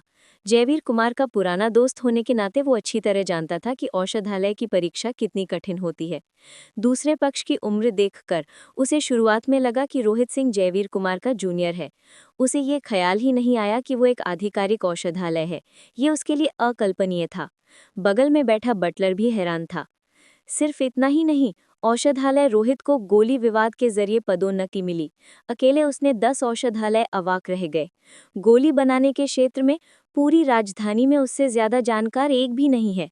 जयवीर कुमार ने आगे कहा। गोली विवाद? वांगचोंग हक्का बक्का रह गया। हालांकि वो औषधालय नहीं था, फिर भी उसने गिल्ड लीडर ओयांग से ऐसी जांच पद्धति के बारे में सुना था। एक ऐसे व्यक्ति के लिए जिसकी उम्र 20 साल भी नहीं थी, गोली विवाद के जरिए औषधालय बनना, जबकि ये सच्चाई उसके सामने थी, उसे ये स्वीकार करना मुश्किल लगा। गिल्ड लीडर ओयांग बहुत ज्यादा उदार हो रहे हैं। संयोग से मुझे थोड़ा बहुत ज्ञान है। गोली बनाने के मामले में मैं अभी नौसिखिया हूँ, रोहित सिंह ने जल्दी से कहा। वो सच बोल रहे थे। गोली विवाद में उनकी सफलता का कारण स्वर्गीय मार्ग के पुस्तकालय की वजह से था। अगर वो सचमुच गोली बनाने में हाथ आजमाते तो संभव था कि वो सबसे आसान गोलियां भी नहीं बना पाते। इसके बाद तीनों आदमी कुछ देर और बातें करते रहे। रोहित सिंह जानते थे कि जयवीर कुमार जानबूझकर वांगचोंग के सामने उनकी तारीफ कर रहे थे ताकि वांगचोंग पर उनकी अच्छी छाप पड़े। इस तरह वांगचोंग के लिए उन्हें भाले का तरीका सिखाना ज्यादा आसान होगा।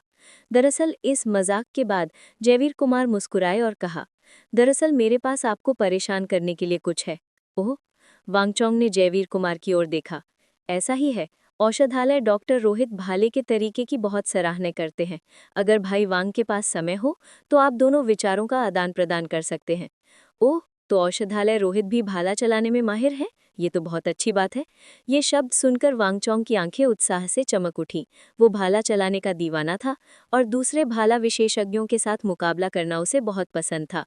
रोहित सिंह इतनी कम उम्र में आधिकारिक औषधालय बन गया था, तो शायद उसमें असाधारण प्रतिभा थी।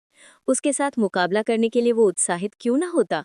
मैं खांसी मैंने पहले कभी भाला चलाना नहीं सीखा। ये देखकर कि दूसरा पक्ष उससे द्वंद्वल करने पर आमादा था, रोहित सिंह के चेहरे पर एक अजीब सी मुस्कान आ गई। उसके पिछले स्वभाव ने अपनी सारी मेहनत और ध्यान अपने साधना क्षेत्र को बढ़ाने में लगा दिया था, जिससे वो बहुत कम उम्र में ही ज़ेन की क्षेत्र तक पहुंच गया था। इसलिए वो कभी भाला चलाने के संपर्क में नहीं आया था। स्वाभाविक रूप से वर्तमान वो जो एक सच्चा पृथ्वीवासी था, वो भी कभी इसके संपर्क में नहीं आया था। पहले कभी नहीं सीखा? वांगचोंग अचंभित रह गया। अगर उसने कभी भाला विद्या नहीं सीखी होती तो वे किस तरह के विचारों का आदान प्रदान कर पाते? जयवीर कुमार के चेहरे पर भी एक अजीब सा भाव उभर आया।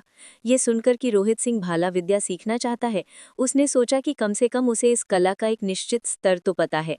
यही वजह थी कि उसने इसे सीखने के बजाय विचारों का आदान प्रदान कहा। इस तरह रोहित सिंह कुछ सम्मान तो बचा ही लेगा, बस ये सोचकर कि उसने कभी भाला विद्या नहीं सीखी। अद्भुत! काश उसे पता होता कि उसने कभी भाला विद्या नहीं सीखी तो वो उसे किसी भी भाला विद्या शिक्षक के पास भेज देता। अपने पुराने दोस्त को परेशान करने की जरूरत ही नहीं पड़ती।